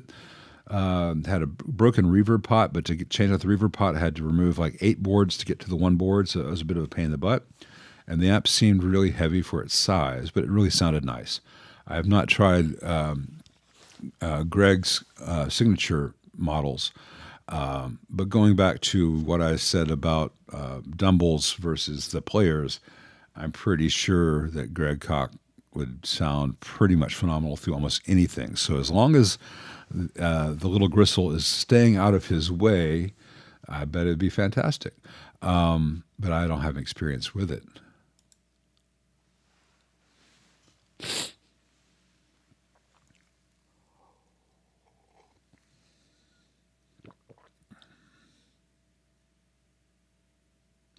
Let's see.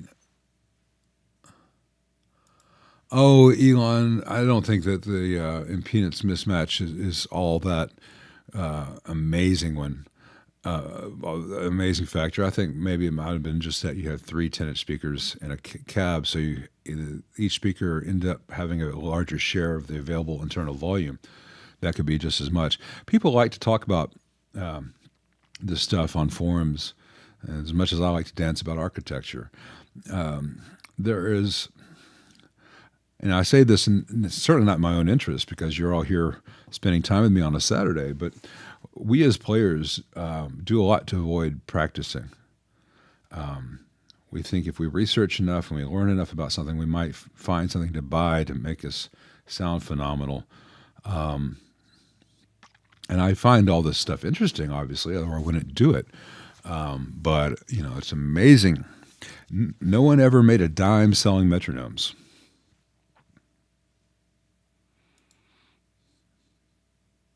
Any mod suggestions for an AC15 Custom Classic other than the screen grids and high cut? Yeah, if you've seen my other videos, yeah, they've got a 220K resistor in place of the cut pot. Change that to like a 47K through 68K. You could also just put like an 82K in parallel across the 220K and end up where you want.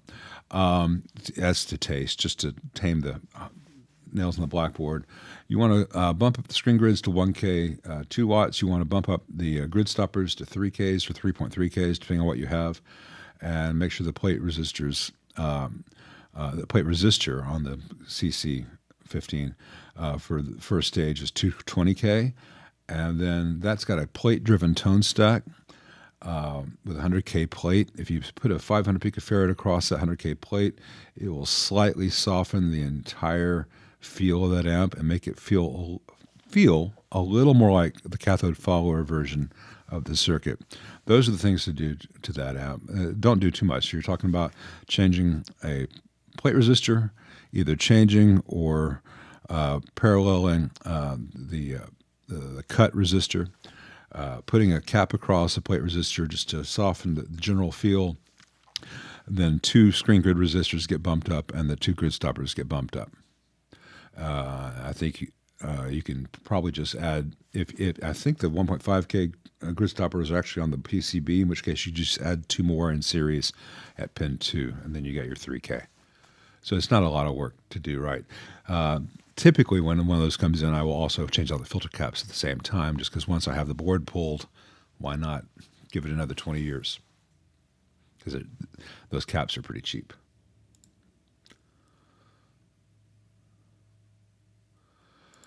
If I had $1,250, what amp head would I be buying for the money? Hey, Chris, thank you very much. I am well. Hope you are as well. For $1,250, I don't think I would be buying a head. If in your position I already have a whole bunch of speaker cabs, Then and if I need to get ahead, and if say I had a whole bunch of speaker cabs and speakers, but I didn't have any amplifier, of the stuff available on the market today for $12.50, I'd buy an AC30 custom head, the AC30CH. Either that, or I'd buy for $12.50, I'd get a used Friedman Runt 50 head, maybe. That'd be a good start. One of those two would probably take me in any direction I needed to go. I'm not familiar with any Fender style head in that price range. Plus, reverb in a head is not going to be an option, really. Well, actually, the Vox does have a reverb tank because the head's pretty tall, and it keeps it enough away from the transformers. Chris R. just picked up the Top Hat King Royale. Sounds incredible. Yeah, that's a really nice amp. Brian does a really good job with those. Master Volume is only on the Top Boost channel. It would be sacrilege to have a tech change in Master Volume implementation. Well, according to Brian at Top Hat, it would be. Brian is very particular about that. He and I had a pleasant argument about that on the phone. Not a I'm right, you're wrong, I'm right, you're wrong kind of argument, but a shop talk theoretical discussion about amp design. And he believes that he likes the fact that as you turn it down, the phase inverter cleans up. I dislike that. I like the amp to behave much the same with the master volume up as with the master volume down. So I prefer post-phase inverter master volume affecting the global output. He prefers it where he has it before the phase inverter, in your case, just on the one channel. So you would have to have a very good tech make the change so that no permanent change was made to the amp that cannot be undone. Make sure that you're not voiding a warranty, and know that Brian will disapprove of it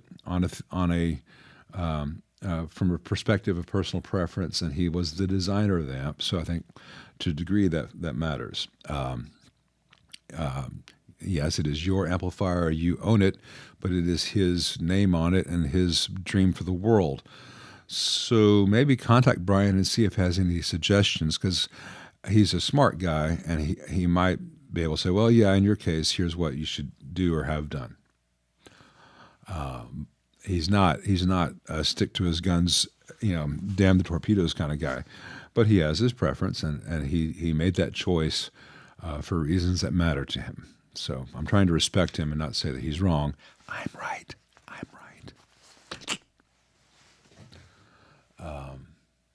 Let's see. Got another dead Tone Master twin this week, out of warranty, so the whole thing goes in the bin.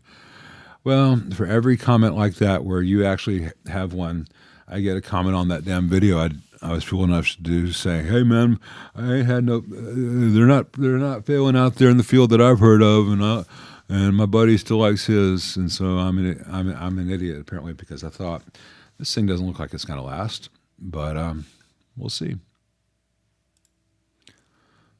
Let's see.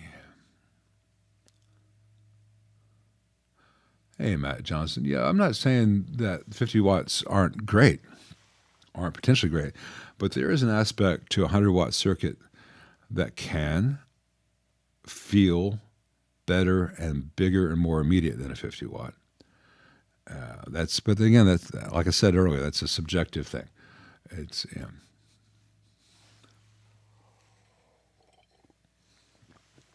let's see.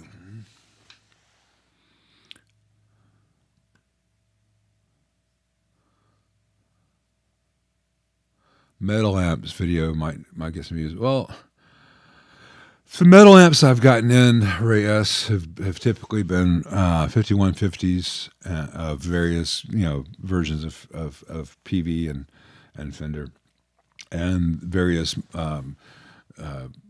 Mesa dual and triple rectifiers and all that stuff. And I don't deal with a lot of solid state metal things like Randall, because a lot of times they're not really repairable the way that those things tend to fail.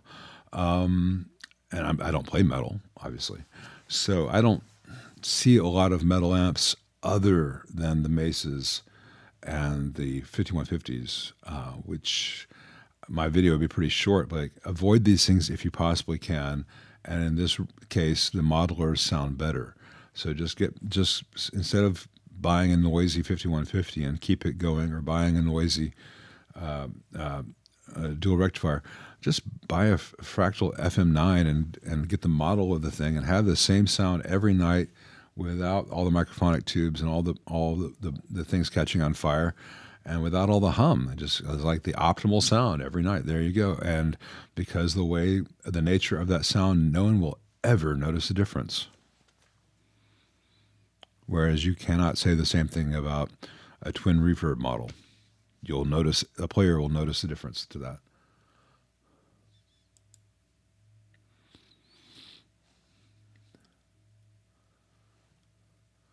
I don't know if I've been into heavy metal, Ted Mitch, so much as I've been getting the lead out. I do think it's quaint that people used to think Led Zeppelin was heavy metal. $2,000 gets you a vintage high watt. I need to find that candy store. A vintage high watt that works. I would expect another, maybe another 1,000 or plus on that. But I do love an old DR103.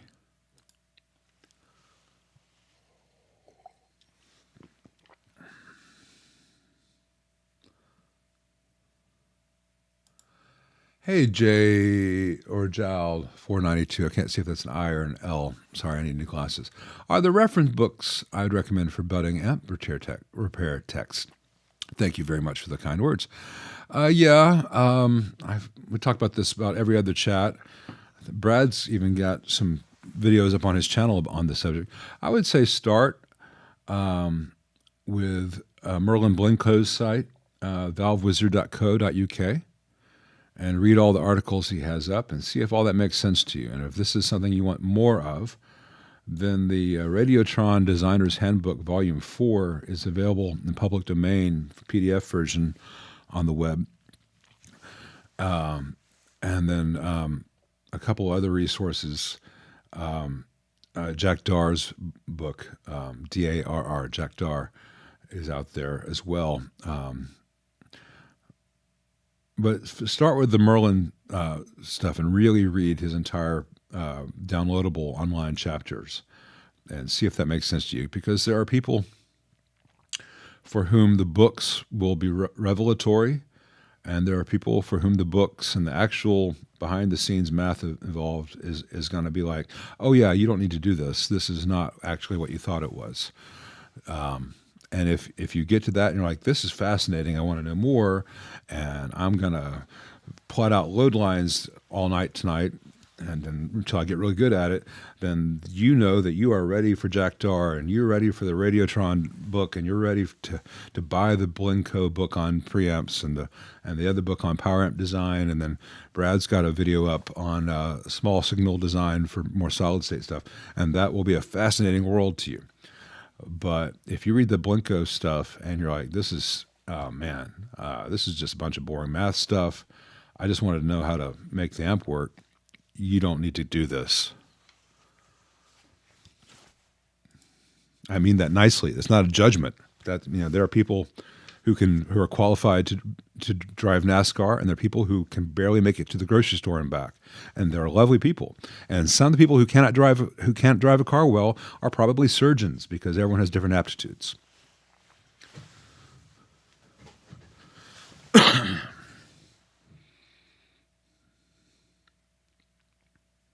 Let's see.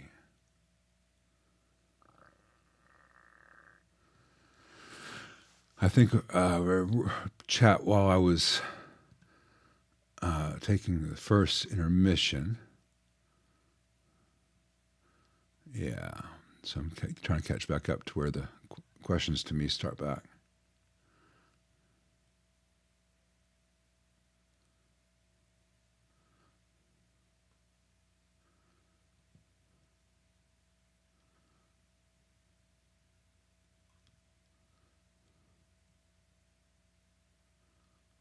Let's see. Reed says he's gone to his local guitar store 3 times now to play a 68 reissue Pro Reverb. Well, it's not really a reissue, but I understand. He really likes it. Definitely about the custom deluxe issues. Yeah, If you really like the Pro Reverb, buy it. It's not a bad amp. I've got a video or two up on that model. You can look on on. I've got playlists. And one of the playlists is reissue Fenders, and even though it's not technically a reissue, I think I stuck it in that playlist. But you can just search Pro Reverb, and that'll be one of the Pro Reverbs that comes up, as well as old Pro Reverbs where you can see that the difference is. Basically, what the new one is a 1x12 single channel 40-watt amp with reverb and tremolo, which is what people have been wanting from Fender for a long, long time.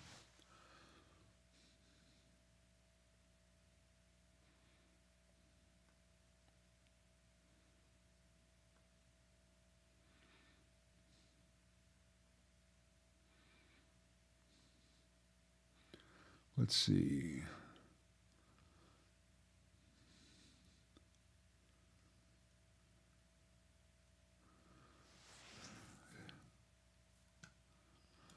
Hey, Matt.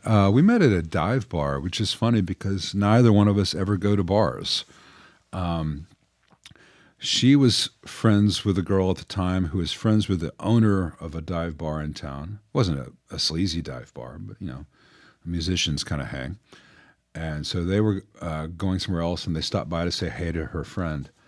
And I was there. It was a Monday night. I was in a terrible T-shirt because it was a laundry night for me. I was not looking to meet anyone. And I was there because a friend of mine was hosting an open mic. And it was a Monday, and I was bored. So I went up there just to see my buddy. And met on the back porch. I think she was taking a break from all the guys hitting on her inside. She came outside, and I didn't hit on her, which was a fresh approach to take in that particular bar that night, apparently. And we started talking about what we did. And, she teaches graphic design in Jonesboro, Arkansas, the University of Arkansas, and which is the town I'm from. And we had about a 20-minute conversation on art versus craft, because everything that she taught was essentially craft in terms of graphic design and skills and rules and things you can learn and methodologies you apply. But it's in the College of Art, and everything about guitar is in search of art, but it's similar things with scales and modes and all the harmonic structures we have to learn for music. So it's that you have to get your craft to a certain level for the art to happen. You cannot expect, or if you don't have the craft in place, if the art comes to you, you won't be able to do everything with it. You won't have all the tool. You won't have enough crayons in your box, etc. Anyway, so we had a really long talk about this, and I really thought she was interesting and pretty, but I still didn't hit on her because I was in a terrible looking T-shirt. It was Monday night. I needed a haircut, and I was not on. So it was just meeting kind of as friends, and there was a exhibit at the local art gallery, art museum the next week for an artist that I really liked, Carol Clore, for those of you who know. And I said, hey, there's an exhibit opening up this Saturday. Would you like to meet at the exhibit like 11 o'clock? And, if we enjoy each other's company, we could go grab lunch afterwards. So it was kind of like an escape valve set up. We're going to go to this thing we know we both are mutually interested in. We'll arrive separately so you can leave, and if it doesn't work, no commitment. Well, we went to the art exhibit, and we went to lunch, and we went to get a glass of wine at one place. We went to get a glass of wine at another place. It was a 7-hour non-date, the first non-date, and we've just been non-dating ever since.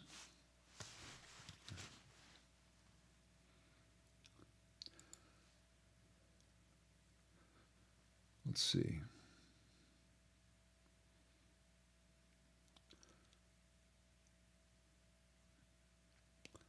Trying to find the next question.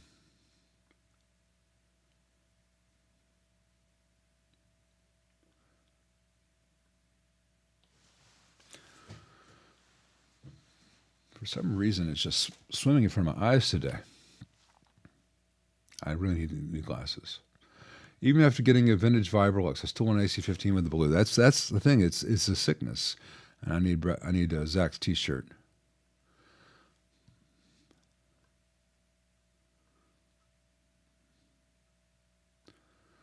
Guys, do me a favor. Put the question marks at the beginning. Any questions for me? It makes them pop out from the chat. Here's one from Pastor Bentonnet. Completely dead 5F11 clone. Worked before. Can't see anything obviously burned. Fuse is not blown. Where do I start? Would a blown 6.3 volt lamp cause the amp not to turn on at all? Well, if the fuse is not blown, the amp should power on. Unless you have a disconnected power cable. So, your fuse is possibly blown but not visibly blown. That happens. The only way to know that is to measure the fuse for conductivity. So measure it with your meter or put in a different fuse, because it's very possible you do have a blown fuse. It just you don't see the break in it. Typically, either that or you have a disconnected wire, so the power is not getting to your transformer. And it pretty much would have to be on the primary side of things, because you'd still have something happening on the secondary side. So I think we have incomplete information here.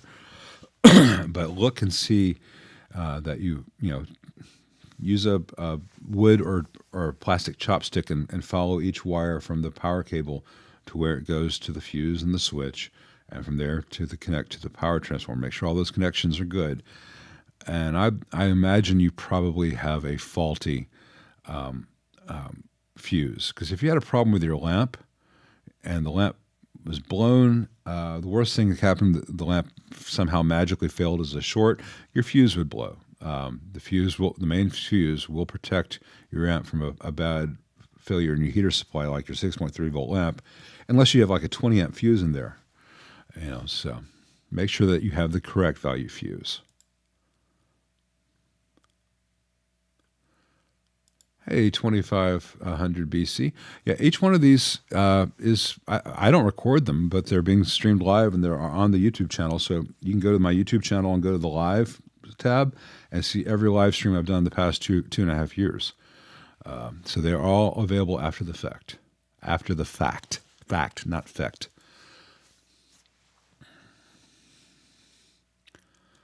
I have not tried the pink taco. The Friedmans are great, but I've told Dave this to his face. Some of his names give me the willies. The Pink Taco V2. The sound is so tight, except it seems to fall apart or really collapse when playing a C or C sharp on the low E string. Ever encounter that? Well, the lowest my E string ever goes is E flat or D. So I have not really, actually, I guess technically sometimes I'll detune it to D flat, but I don't really do the detune stuff. I don't think it's going to be the amp. I think it's going to be your cab. That's really low, and for a combo, I don't know what speakers are in that combo, but imagine you probably need to get a bigger cab to really chug out and the true drop stuff. But contact Dave; he'll tell you if there's something to be changed on the Pink Taco for extreme detuning. But most of my stuff is in standard. I got the one Strat I keep in E flat, and then occasionally I'll do a drop D thing if I'm feeling like a Soundgarden kind of vibe.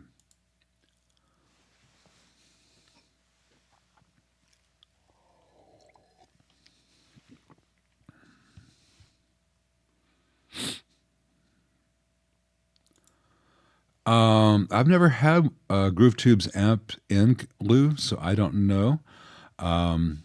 I hope they're great, but I've never had one in, so I cannot tell you. Hey, Andrew Waltz, thank you very much. Appreciate that. Working on a 64 Vibroverb power cable electrolytics replaced, but only getting 35% power tube dissipation.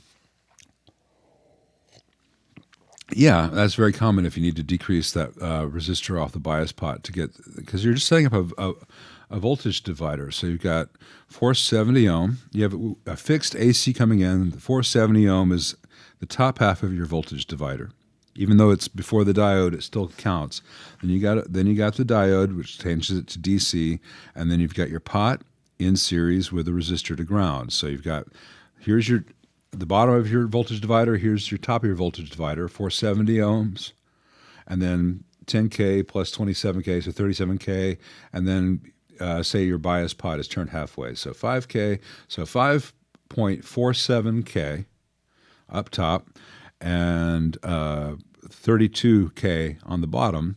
That's not going to help you that much. So if you change that 32K from 27K, 15K, and all of a sudden you got 20K on the bottom, you're going to be able to lower the voltage enough to get the right negative for that. So you're absolutely on the right track. And I very commonly replace the 27K tails with 15K or even 10K on to just work with modern wall voltages. So you're doing this absolutely the right way. And we are a little bit overdue for the second I read what's on the screen, intermission. Take another 7 minutes, and we will get back. And real quick, magisterium, if you're talking about lower resolution with like an iPhone camera, that 48 megapixels is really 12 megapixels. So there's a lot of deception in how things are marketed these days. But that's beyond the scope of this stream. So anyway, see you guys back in another 7 minutes.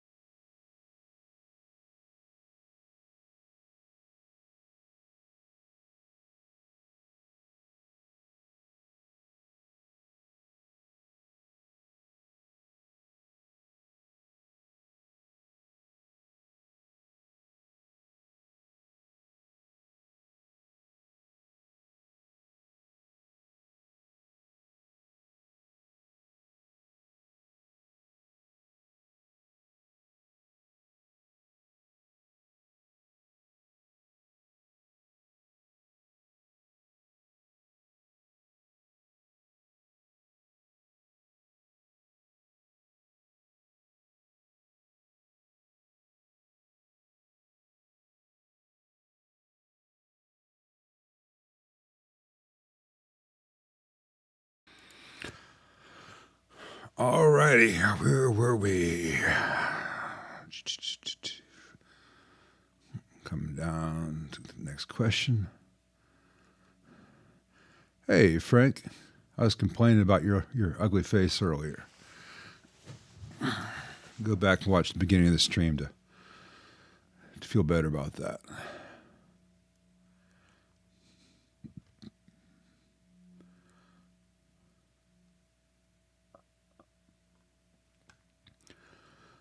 Juggling toddlers, that's even more fun than juggling kittens.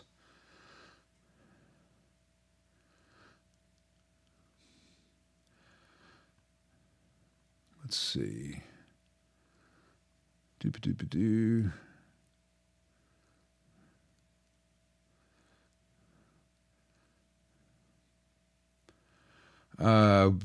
Don't. I wouldn't mess with changing an old Blues Deluxe to a real amp. The tube socket holes in the chassis are too large. It's really hard to deal with that, and you're not going to have the real ability. Well, you could add a reverb transformer. Just there's so many good kits out there. You can buy a chassis, build whatever AB763 you want, and have a better sounding amp and cab and a much better construction quality anyway. I don't like the vertical chassis that you get in a Blues Deluxe or a Basement for that. They're not fun to work in. There's a reason the Fender went to chassis like this. You have a lot more real estate. It's easier to work on. And real estate's a very unappreciated part of amp design. Space between components is great. Thanks, Don. Do I like Memphis barbecue? Do I like Memphis barbecue as the best? That's a tough question. No, but the best barbecue I've ever had was the barbecue I grew up eating in Jonesboro, Couch's Barbecue, which was a northeastern Arkansas version, which really showed the German influence in northeastern Arkansas, which has almost disappeared. Had a very vinegary sauce without being the vinegary sauce that you get in the Carolinas. It wasn't a thin sauce. It had a lot of cumin, and I've been trying to replicate that sauce for the past 15 years because I know that it would have been made with whatever you could get from the Big Star or the Safeway in Jonesboro in the 40s and 50s. So it can't be anything too esoteric, but I've not been able to find the secret to that sauce yet. The barbecue itself, as far as the meat goes, Cozy Corner here in Memphis has ribs just about identical to what Couch's had. My problem with Memphis barbecue is that the sauce tends to be a little bit sweet. Barbecue Shop also has very nice ribs, though their dry ribs tend to be a little too salty, and their wet ribs are too sugary. But they have an in-between called glazed, which is just about right. So Cozy Corner is my favorite rib, but the sauce is a little sweet. Interstate, the sauce is way too sweet. There's just a lot of Memphis barbecue sauces that are too sweet. Texas, they have a lot of hot cow with sauce, and brisket's a good thing, but it's not barbecue. And sausage is delicious when it's smoked, but it's not barbecue. And I think their pork is an afterthought, and the sauces I've tried have been too sweet. I've tried the best from St. Louis. I've tried the best from Kansas City, and Memphis beats those. But I think the small regional barbecue places surrounding Memphis, there's a place called Tom's in another part of Arkansas, I think is better than what you get in Memphis as far as the sauces go. I like Carolina barbecue, but I find the vinegar sauce to be a little bit thin. And the Alabama white sauce I find not to be what I want from barbecue. And Kentucky, as long as you don't get the mutton, it's okay. But I think Memphis, as far as major cities goes, has the best barbecue. But I think you have to go out about 50, 60 miles outside of Memphis to get the best stuff still existing. Basically, if you're driving down a country back road and you see a place that is like a white brick cinder block building that used to be a garage, and they have a sign saying barbecue, shoulder or ribs, and you can see some old tin kettle smoker out back and a big pile of hickory, that's where you need to stop. And I'm sure that it's not just around Memphis. I'm sure that places all throughout Mississippi and Western Tennessee and through even as far as Georgia, you're going to find that kind of thing. I would love to have the money and time to do a barbecue tour and find the best. But of the cities, I'm pretty sure that we've got the closest thing. I just wish the sauce wasn't quite so sweet. Where were we?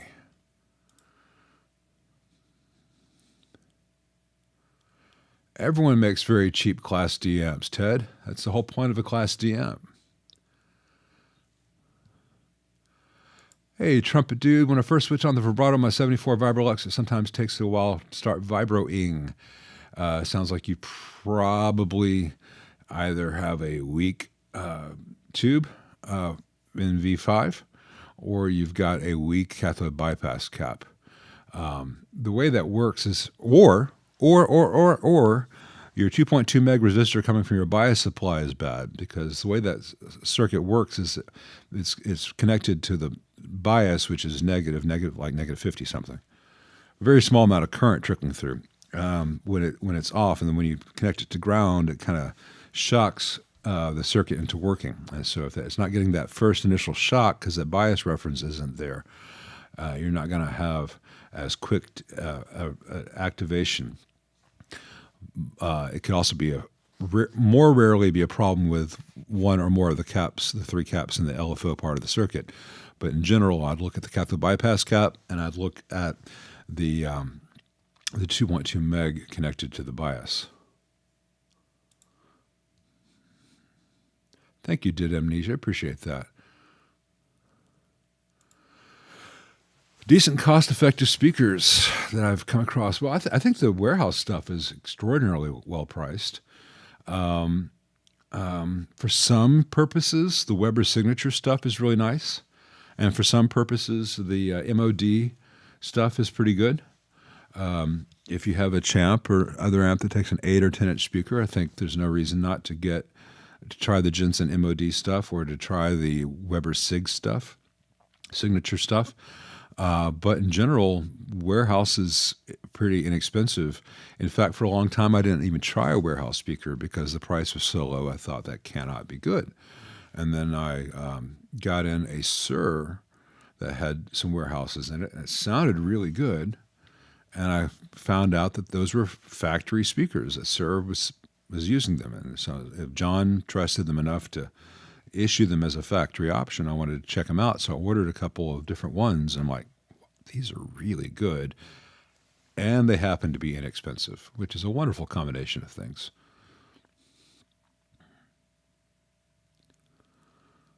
I want barbecue now, damn it. I think we're supposed to be having burritos for dinner, so I can't complain too much, but I need to get some barbecue soon.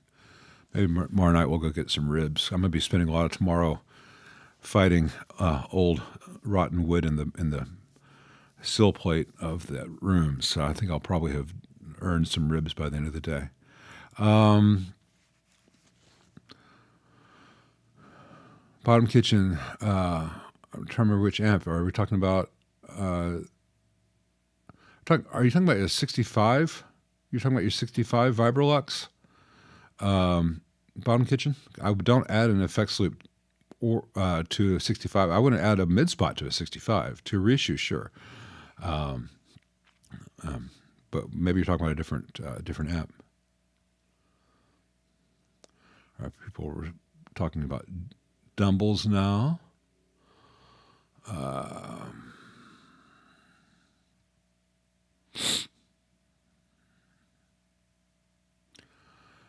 Greg's Place. I run a 7-band EQ in my Friedman Dirty Shirley's effects loop to reduce the hum. Does this affect the dynamics of the amp? Yes, absolutely. Most pedals do not fully represent the dynamic range that an amplifier can have. Some do, but most don't. Most 9-volt pedals added to that part of the signal are going to limit the dynamic range available, and you may be reducing some hum, but you'll be adding some noise. My question is, why do you have hum there? You should not have hum in your effects loop of a Dirty Shirley. So I would be cautious of using an EQ as a Band-Aid rather than finding what the root cause is. A lot of times people have noisy setups and they don't realize it until they turn on a lot of drive. That can be, say, using a Big Muff, or that could be using a higher gain amp like the Dirty Shirley. Sometimes these are problem revealers, and people think that the amp is the issue or the pedal is the issue. Whereas no, you needed to go to a isolated power supply for your pedal board because you didn't hear any problem at all when you had a deluxe reverb, but you suddenly run the same pedal board into a Dirty Shirley and you hear a in the background. Well, it's not the amp; it's that you have a gain factor of several thousand as opposed to a gain factor of several hundred, so all the background noise gets up a lot. So it's important to make sure that everything going into an amplifier is as quiet as possible. Let's see.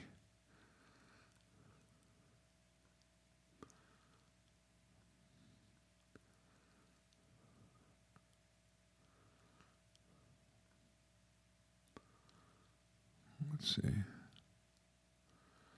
Don't buy mono-price apps.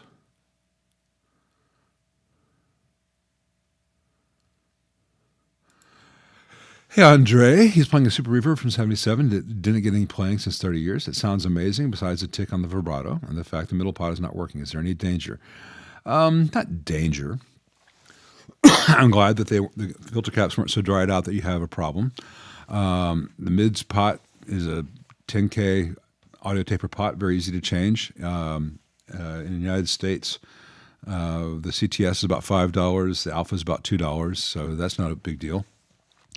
The tick on the vibrato, you can put a 10 nanofarad 600 volt cap or 630 volt cap across the roach if you're looking at the roach on the board, so it's like an H, which I can't really do with my thumbs. Anyway, so you have the body here, and you have a lead here, and a lead here, and a lead here, and a lead here. You got a 10 meg resistor, and you got a 100K resistor, and then your connection to the tremolo circuit, and then to ground. From the tremolo circuit and to ground. From the ground to the 10 meg resistor, just put that. That's where you put that cap, and that'll detick it typically. Sometimes you also need to move the lead dress around V5, steer it away from V4 and V6, but I don't think you're in any danger. It would be good to have such an amp looked at by a tech to make sure that no caps are leaking to the point where they're about to become a danger, because when they fail, they can fail in glorious fiery ways, and then you can have burned boards and charred wires and such.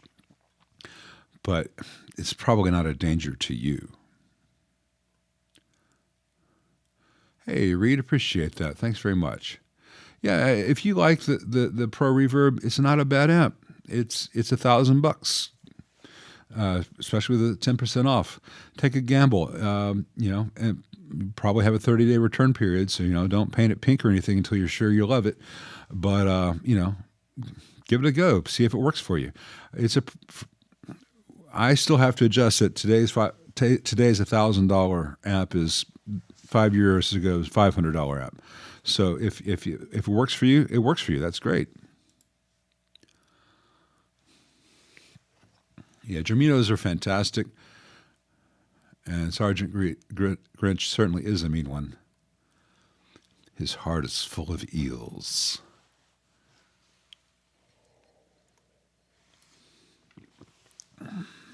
Let's see. I have no experience with Rev D20s, Chris O'Connor. I've got a guy emailed me, and I meant to reply, and I need to get on that this afternoon. He wants to send me a Rev for something, and I would love to have that amp come in. I don't know if Germino is using Marin transformers. If he is, that's fantastic. But I'm sure that whatever transformers Greg is using are very good. Natas just picked up an AC30C2, one of my preferred tube speakers and reverb tank.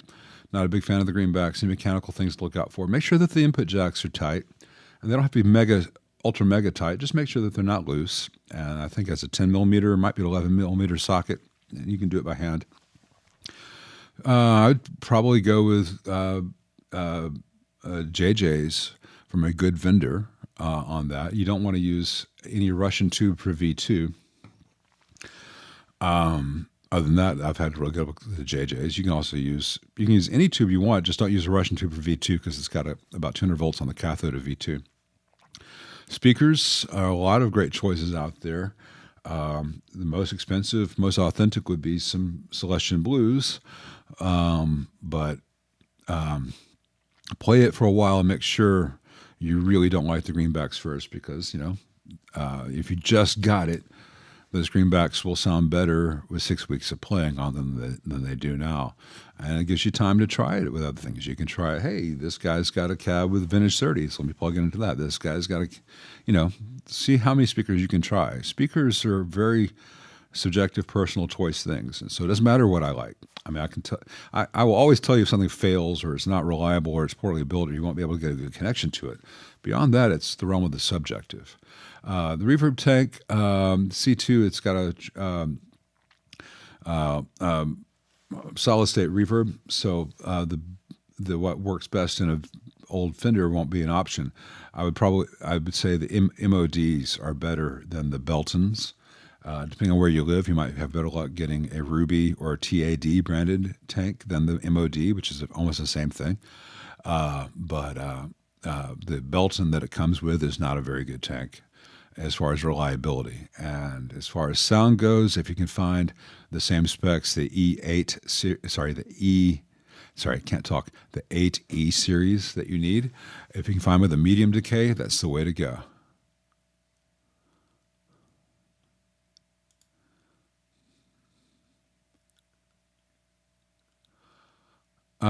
My take on the Alessandro conversions on the PCB Fenders to hand-wired, I've only seen pictures. I've not had one on the bench, but from the pictures, they seem a little bit sloppy. I don't know what he charges for it, so I don't know whether it's a good or whether it's an understandable thing, but I would expect them to look better than they do.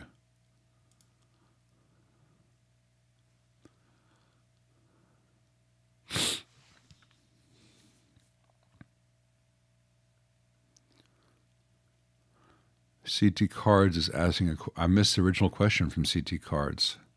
Did I? Okay, sorry. Anyone ever owned a Super 6? I got a 74, having some issues with it. All right.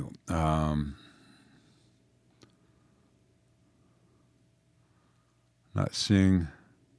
It's popping at the input and the vibrato shot. Looks like Frank's got that one handled. Yeah. Frank's got that one handled. Skid Mark took an SG to a luthier for a high fret causing fret out. Instead of fixing the fret, he raised the action up super high as F and gave it back with a big bill. I am sorry. I hope you didn't pay that big bill. Yeah, that's not good. I'm sorry.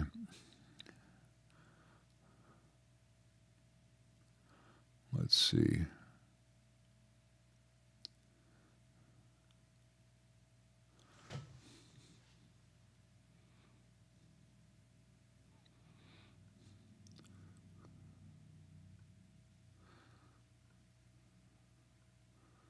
I'm sorry. I know this is fascinating to watch as I scroll through the chat to see the next question. I love that you guys talk to each other as well, but it's sometimes at this point of this stream it's hard to find the questions. Josh asked, "Is it possible to make a phaser pedal with a built-in compressor?" Yes, absolutely, it's possible. I'm not sure why you'd want to. Compressor would typically go very early in the chain, and a phaser would typically come later in the chain because you'd want any gain-based effects after the compressor, before the phaser. You might want to have the phaser. Do you want to apply reverb to your phaser or phaser to your reverb? These are the questions. So in general, those are things which one would want to keep kind of separate. But yes, it is possible to put a built compressor pedal into a phaser pedal. If my amp has two 8-ohm jacks, can I plug in two 8-ohm cabs? You would want, if you have two 8-ohm cabs, you'd want to be using a 4-ohm output on your amp. If you have two 8-ohm two jacks on the back of your amp labeled 8 ohms, then you would be using two 16-ohm cabs into those two 8-ohm jacks. I know it gets confusing. Basically, as you double the number of cabs with the same impedance, you have the impedance. So if you have two 8-ohm cabs being used at once, you have a 4-ohm load. If you have two 16-ohm cabs being used at once, you have an 8-ohm load. If you can use two 8-ohm cabs into two 8-ohm cabs, you're going to have a mismatch. You're going to lose 3 dB. And you may not like the sound and feel as much, but it probably won't hurt. Thank you, Eric. Appreciate that. Thank you very much. That's very kind of you. Is it possible for the signal phase to be switched on the power tube grid so it would cause oscillation and arc in the chassis? Vince, yeah, if you switch the grids,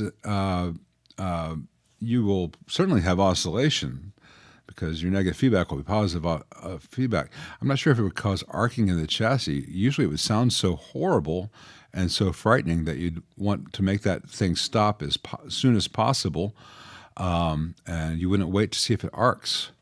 I can't picturing it arcing from the grids being out of phase, but it would sound horrible, and you could certainly you could damage your output tubes / your output transformer. So it's possible that arcing could happen, but my God, it would sound so bad that your initial reaction would be to power it off well before anything like that could happen.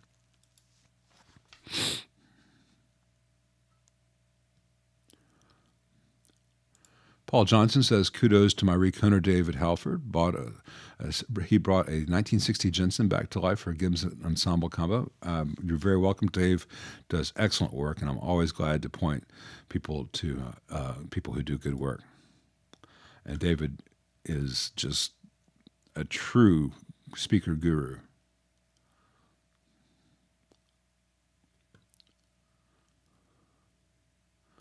Hey, John Ram. Rob's mod for adding reverb and trim to the normal channel.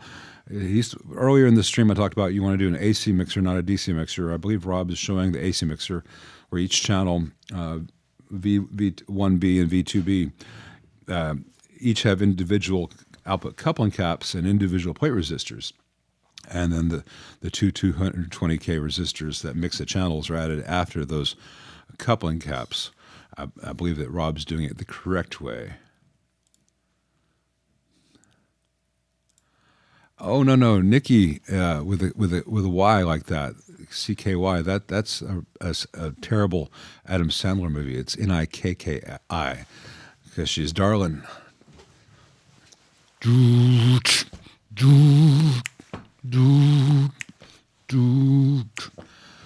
song that got me sent to detention in 8th grade.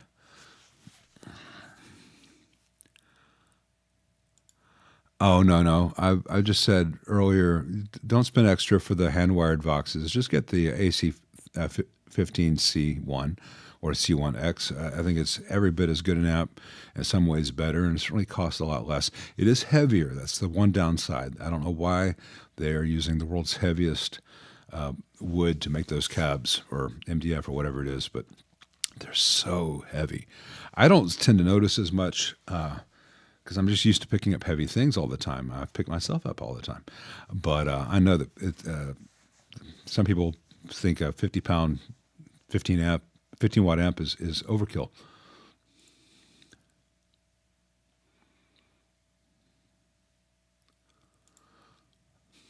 Wow, cause the HT to arc. That's severe.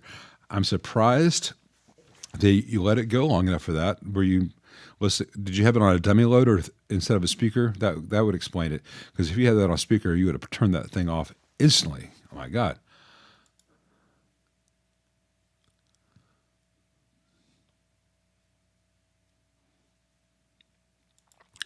Do I ever let amps burn in? Yeah. I don't. If you bought a dead, what's the best way to put this? I think burn-in is misunderstood by a lot of people. I have shown repeatedly on the channel how when you heat up the board on a Fender, you can drive out moisture in the board and DC. And I'm doing quick and dirty, heavy-duty lifting on these things where I'll soak it in alcohol and use a heat gun and really heat it up. But you can also just let the amp run for many, many hours with the chassis in the cabinet, and as the tubes heat up, the inside of the cabinet, the inside of the chassis gets warm. And as that happens, your DC starts to decrease in the board and you have better connection. So the amp will sound better. And it's not because components are burning in so much as you're baking off the moisture of an amp. I'm not saying that burn-in doesn't happen. I think it does not happen to the extent people think. I think the main things that happen are that tubes take a while to come to their true operating temperature and operating condition. If you bias an amp after powering it on, you probably need to rebias it 30 minutes later, and that's going to be the bias it actually stays with. I know that the boards heat up and things flex during the first hour or so of working, and sometimes that reveals a problem. I know that some components, specifically carbon composite resistors and some capacitors, behave very differently when it's 40 degrees Celsius inside the amp versus when it's 50 degrees Celsius inside the amp. So as the amp's on for an hour or two and it gets hotter and hotter in there, you're still not reaching 65 degrees Celsius or anything, but you're getting quite warm. These things matter. So it's nice to be able to get all these things where they need to be. So I think the capacitor is not changing. The film cap is not changing with voltage applied. I think the tube is stabilizing. The operating condition is stabilizing. Certain things which are sensitive to humidity and heat are getting to a stable condition. And if you do this long enough, your speaker does break in. Speakers, a new speaker takes a couple weeks of playing to really be its most efficient and to kind of relax as far as the highs go. I hope that makes sense.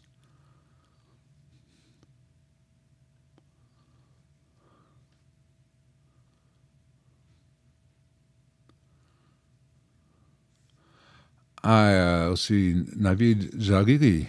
Using Merlin's books, I'm designing my own amp. The voltage control technique for lowering HT and bias to get power tube distortion at lower volumes seems interesting. May I have your opinion? I don't know how he's doing it because I don't have that book.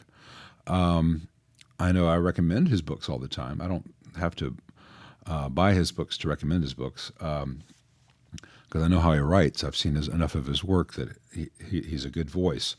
I don't know how he's achieving that result. I have achieved that same result my own way using MOSFETs and stuff. And as long as you are lowering the voltage in a controlled way while adjusting the bias at the same way, you can have a 5-watt version of a 50-watt amp that is behaving much the same at 5 watts as it does at 50. So yes, it does work. The issue is that as you lower voltage to one part of an amp, unless you're scaling the entire supply, then as you lower voltage to, say, you're lowering voltage to the plate of the output tubes, then the voltage of the preamp can go up because if current draw decreases here, then there's more voltage here. So it's a balancing act, and I'd have to read Merlin's chapter to see what he's doing to address all those things. But yes, it can work. The other issue, though, is when you're decreasing voltage, and again, I don't know how he's doing it. Generally, when you're converting voltage, making voltage disappear somewhere, you're converting it to heat. And MOSFETs do that. All the power scaling methods do that. When you're converting something to heat, how efficient is that conversion? A lot of times the IRF MOSFETs and other MOSFETs used tend to fail, even though looking back at it and trying to do an autopsy on the circuit, it should not have failed. It's always been operating well within the published spec.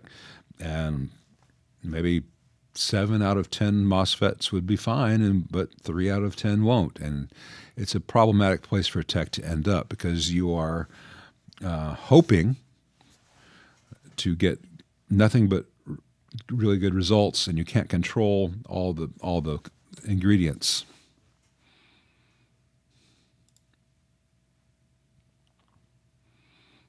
Let's see.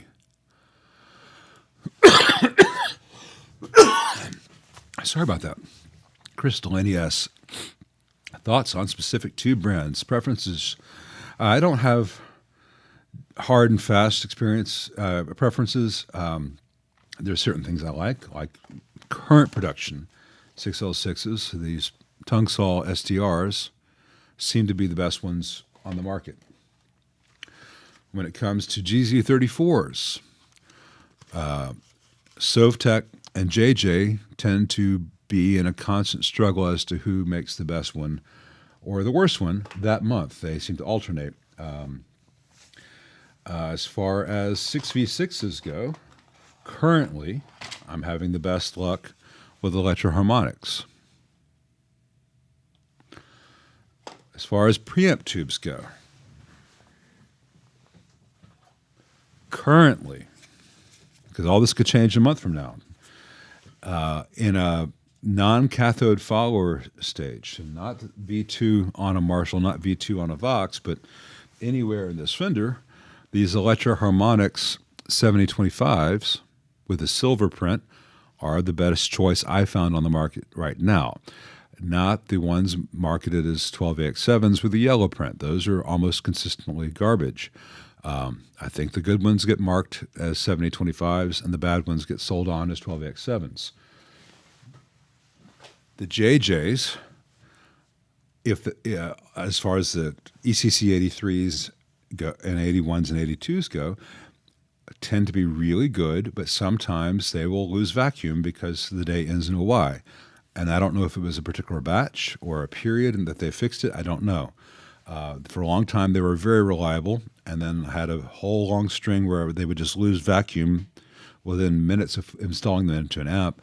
And in the past couple of months, I've not had that problem, but I can't say whether they fixed it or not totally because I have a large sample size compared to most of you. I have a small sample size compared to a large amp manufacturer who uses the thousands of them a month. So at the end of the day, the best thing I can tell you is find a tube vendor that you trust. So the two that I use primarily are Tube Depot and the Tube Store, both of whom are very good vendors. They know their stock. You can say, hey, I've got a deluxe reverb. What tubes have your customers been having good luck with? Or I've got a Marshall. What would you recommend? A lot of times they even have sets. Brad says, think the JJ glass issues were resolved as of the 2022 batches. Good. Good to know that there's some data to apply to my observations. But the thing about those vendors is you will get a bum tube from one of those good vendors. What makes them a good vendor is what happens next, where you can say, hey, yeah, I ordered 4 of these electroharmonics. Of the 4, one red-plated after about 15 minutes of being in deluxe reverb. They'll just send you another pair. Send that one back. And they'll take care of you. Don't buy from Guitar Center. Don't buy from Z-Zounds or Musician's Friend or Sweetwater or eBay. Buy from a place that sells tubes. And don't buy from a place that sells tubes and all these other things. Buy from a tube vendor. Eurotubes, Magic Tubes, it's Tube Depot, the Tube Store, etc. That's their business. They know their stock. They want you to be a repeat customer. They want you to be happy, and they want to protect their reputation. So it doesn't matter if all of a sudden the tongue saw 6L6s go to shit and the JJs are the ones to get. They'll hook you up. They'll take care of you, and they'll say, "Oh yeah, recently our customers have been having better luck with this other thing." So that's my real recommendation, because it's still a bit of a crapshoot. So it's nice to have a good vendor helping you navigate the minefield. Where were we? It's about time to wrap this up. We got about 11 minutes left. Tom Schaefer says, "Sorry, Lila, describe the problem with the C sharp. I'm playing the standard tune with the 8th fret on the fat string." I don't know what speakers you have in your Friedman combo, or what the dimensions are. If it wasn't a Friedman, I would say that maybe you're having issues which are not uncommon with amps which have filtering issues, where sometimes, or you might have mechanically loose hardware where certain frequencies will mess things up. What he's describing is that if he plays this C sharp, I think he's describing that he doesn't have the problem, but if he plays this on the fatter string, it does. Actually, this is detuned, so C sharp.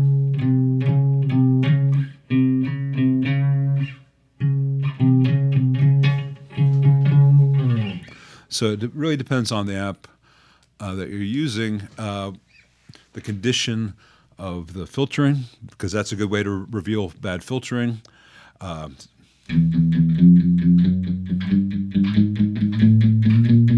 that fun kind of stuff, or loose hardware, or a loose speaker. So contact Dave, because A, he knows Friedman's better than anyone else, and B, and probably more important, like I was saying about the tube vendors, he has really great customer support and wants you to be happy. So that's a nice thing when people want you to succeed, because if you succeed, they succeed.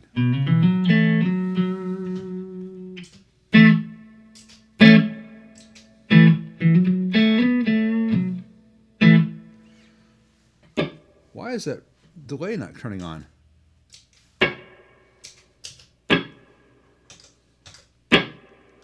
Just 1 second. It's supposed to do a thing.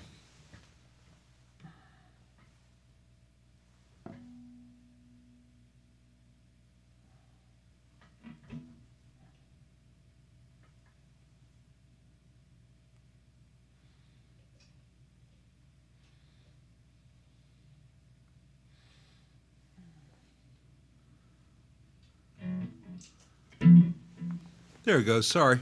That was messing with my brain. Somehow the level went to 0.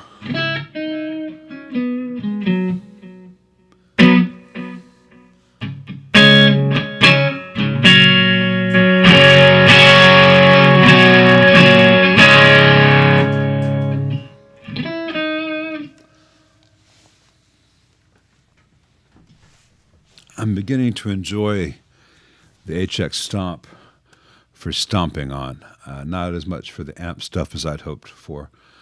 Not that I was really needing it, but I was hoping it would be better at the amp stuff. But the pedal bits are pretty damn good. I wish the reverbs were better, though. Where were we on the stuff you're asking about? Hey, Josh Bittner. For us sickos that still want to use an old Mesa Mark series head,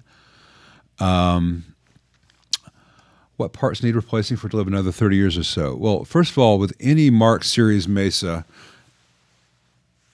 change out all tantalums. Every tantalum cap needs to be replaced, and it's going to be full of them. Second of all, more than likely, any other electrolytic caps, but the tantalums replaced with electrolytics. Electrolytics replaced with like electrolytics. And on the early Mark Series amps, where the entire board is held in place by the prongs on the tube sockets being bent over and tack soldered to the board, every one of those solder joints needs to have all the old solder removed, everything cleaned, and then pressed down mechanically and reflowed, because you will have serious cracks at every tube socket connection to the board which will be hidden by old globs of solder. At that point, mesa boards are pretty much prone to collecting cat hair and stickum over the decades. So just flush the whole thing out with alcohol and give all the hardware a tighten and clean the pots. And you're at that point, you'll be chasing maybe some individual noisy resistors. On later mesas that use the 3/4 watt metal film resistors, the ones used as cathode followers tend to fail, like a 47K on a cathode. Those tend to fail. And with all mesas with 400 volt orange drops, don't be surprised if you need to put in some 630 volt caps in place of those. And you don't need to use a giant 630 volt orange drop. Get the Panasonic ECQs. Make your life and your amp better.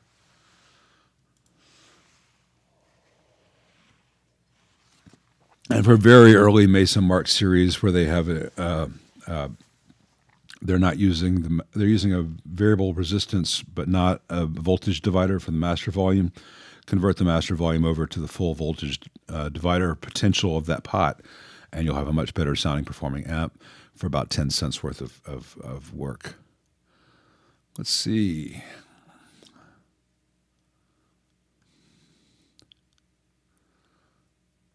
Let's see.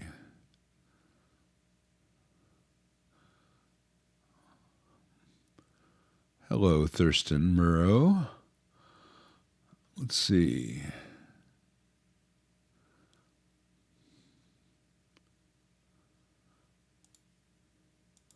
Wallpaper Music. A few years ago, I recommended a PCB design program. Your laptop died and lost that program. You're probably talking about, what's it called? I've got it right here. KiCad. Yeah. KiCad is probably what you're thinking of. Yeah. It might have been Express PCB, which is what I used for some pedal stuff back in the day, but I prefer KiCad. It certainly gives you more freedom to use different board manufacturers. DIY LC if it's just a layout program. We're wrapping this up. I'm not going to be able to get into the converting PCB to fully hardwired mic M. It's rarely worth the time. Let's see. Greetings from Finland. Hey, Kobe from Finland. Best combo to buy of those three, and those are some three really nice ones. I'm a big fan of the C2X, as you probably know. I really do like the 74X hand-wired. The Bluesbreaker is a very good amp with two issues. On a lot of them, they have the output transformer and the power transformer on the same orientation. You get hum. On the last one I had to replace the power transformer because even though they were not they were aligned at 90 degrees, so it wasn't having any induced hum into the output. The power transformer, because it was an early 2000s Marshall, was very, very noisy, had to be replaced. That's a problem with a lot of 2000s Korg era Marshalls and 90s and 2000s Marshalls and Voxes. The power transformers get noisy. So while I do really like the Bluesbreaker sound, and also you have to disconnect the tremolo circuit because the tremolo circuit in there is noisy. It doesn't sound very good. Other than that, it's a JTM45. Of those three, the 74X is better than the Bluesbreaker 62. And then it comes down to whether you like the sound of the AC30 or the 74X better. They're similar in some ways. I find that the 74 is not quite, cannot get quite as bright, whereas the Vox can get darker. And the Vox is much, much louder, of course, 30 versus 18. But I would not hesitate to recommend the 74X or the C2X. I would recommend the Bluesbreaker 62 if you found an example where there was no induced noise from the power to the output transformer and the power transformer was not buzzing. I don't see a super chat from Mike .444. I apologize.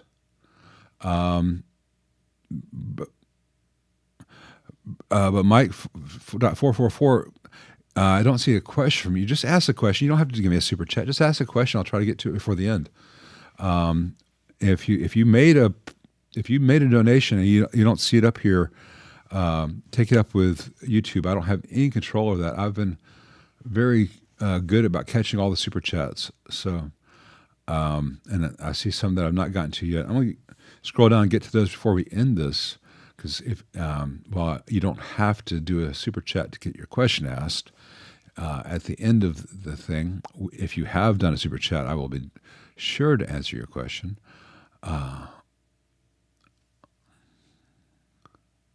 Aha, your cable's loose, Pastor bent on it. Crimp contacts, yeah, that's why we don't use crimp contacts. That's why we solder.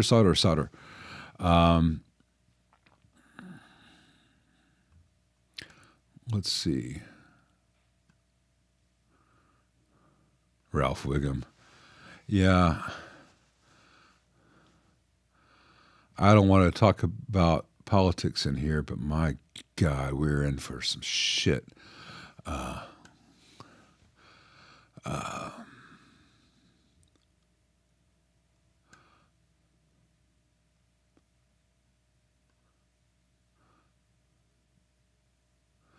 Thank you, Funk It Up. Let's see. I've only played a few victories. I only had a few victories in. I've had very few victories in my life, I guess is what I'm saying. The Duchess and I think a V40. I think the V40 was the other one. They're very, very similar amps, built almost identically inside.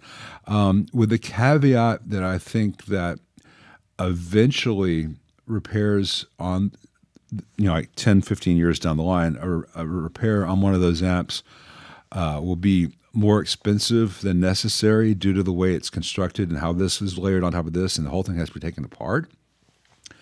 I'm talking long term, where that's a more expensive repair than a comparable amp in a larger enclosure. The only failure that I've had on one so far was a blown heater resistor, a heater balance resistor, and I just replaced the burnt ones that were up against the board with new ones mounted right at the tube socket with about half-inch airflow. So I think they're very well-built amps. I think given the import from the UK, they're pretty good prices. I think they sound really good. I think there's going to be an artificially high repair cost 15, 20 years down the line. In the meantime, you're probably fine. The only other consideration I have, and I don't know if it's a problem on the Victory, it's certainly a problem on most of the lunchbox style amps, and I think it's a problem on the Victory, is that to change tubes, you got to take the cage off, and those cages are held in place by a little, some of them are machine screws and some of them are sheet metal screws. If they're sheet metal screws, and especially the ones that are very, very short, they'll wear out, and so there's a limited number of times you can take that off and back on without wearing out hardware. You still have to be very careful doing that, and it's really a pain in the butt. So it takes a long time to change tubes compared to a traditional design. And if you were to keep that in mind and say, well, I'll just keep 4 screws engaged and the rest out, then the whole thing's going to get loose and stress. I'm not a fan of the lunchbox construction. I think that's apparent, but it's not because, I just don't like that. I don't think it's a good long-term design, though it looks pretty. But if you can take care of that and avoid those issues, I think it's a good proposition, and they really do sound very good.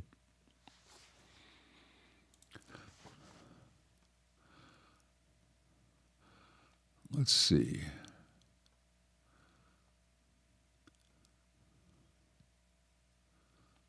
Brad was right. Brad's right all the time. I think it's purely accident, but yeah.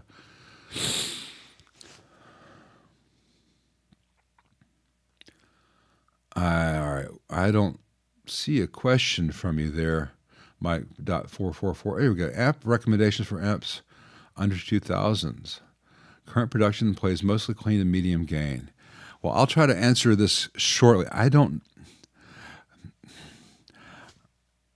Basically, you're describing a lot of stuff, and the answer could be a Fender Deluxe Reverb reissue. The answer could be a Sir Bella. This answer could be a Dr. Z Maz 18. It could be a Dr. Z Z-Rec. It could be an AC30 C2X. All those are mostly clean to medium gain. All of those are very good amps. All of those are in your price range. All of those are within a comparable volume range of 20 to 40 watts. They're all going to sound very different from each other within that, while still meeting your definition. So I think those are things to look at and see. I have videos on many of those amps on my channel. Any of those would be good choices. Listen to videos online, play them if you can. And I'm overlooking things like Top Hat has some fantastic amps that would suit your needs as well. Top Hat is I think the next level up of quality from Dr. Z. So I would have, if this were earlier in the chat, I would ask you follow-up questions, because I don't know if you want to play jazz or country or both, or you specialize in blues or funk, or you're in a top 40 band, et cetera, et cetera. These are all things that you need to know at this point. I would say, and I don't mean to crap on you, Fletcher's 40, avoid the high watt stuff. The high watt stuff in that price range is some investor has bought the high watt name and slapped it on some stuff just to have something to bring to market. And there's some really, really bad stuff with a high watt badge on it, and some pretty good stuff with a high watt badge on it. But the inexpensive stuff, the under 2,000 stuff, is not the good stuff. And I'm not saying that you're wrong, Fletcher's 40, as to high watt. I love high watt. It's just I have concern that right now what is being sold as high watt does not always represent what we hope for when we are thinking about getting a high watt. So again, I hope that I have not upset you, Fletcher's 40. That's not my intent, and I'm not trying to say you're wrong. It's just that there are a lot of considerations, especially when you have a brand with that kind of heritage, and then some freaking accountant or investment portfolio decides that would be a good asset for them that they could make some money off of. Because the money that they're going to make off their corporate asset, it comes from your corporate asses. I get a little bit peeved as I see musicians treated as commodities or sources of revenue as opposed to people. On that note, everyone have a wonderful weekend, wonderful day, wonderful week, and pray for me as I'm down in the hole dealing with rotten old wood, trying to pick up a house all by myself. See you guys.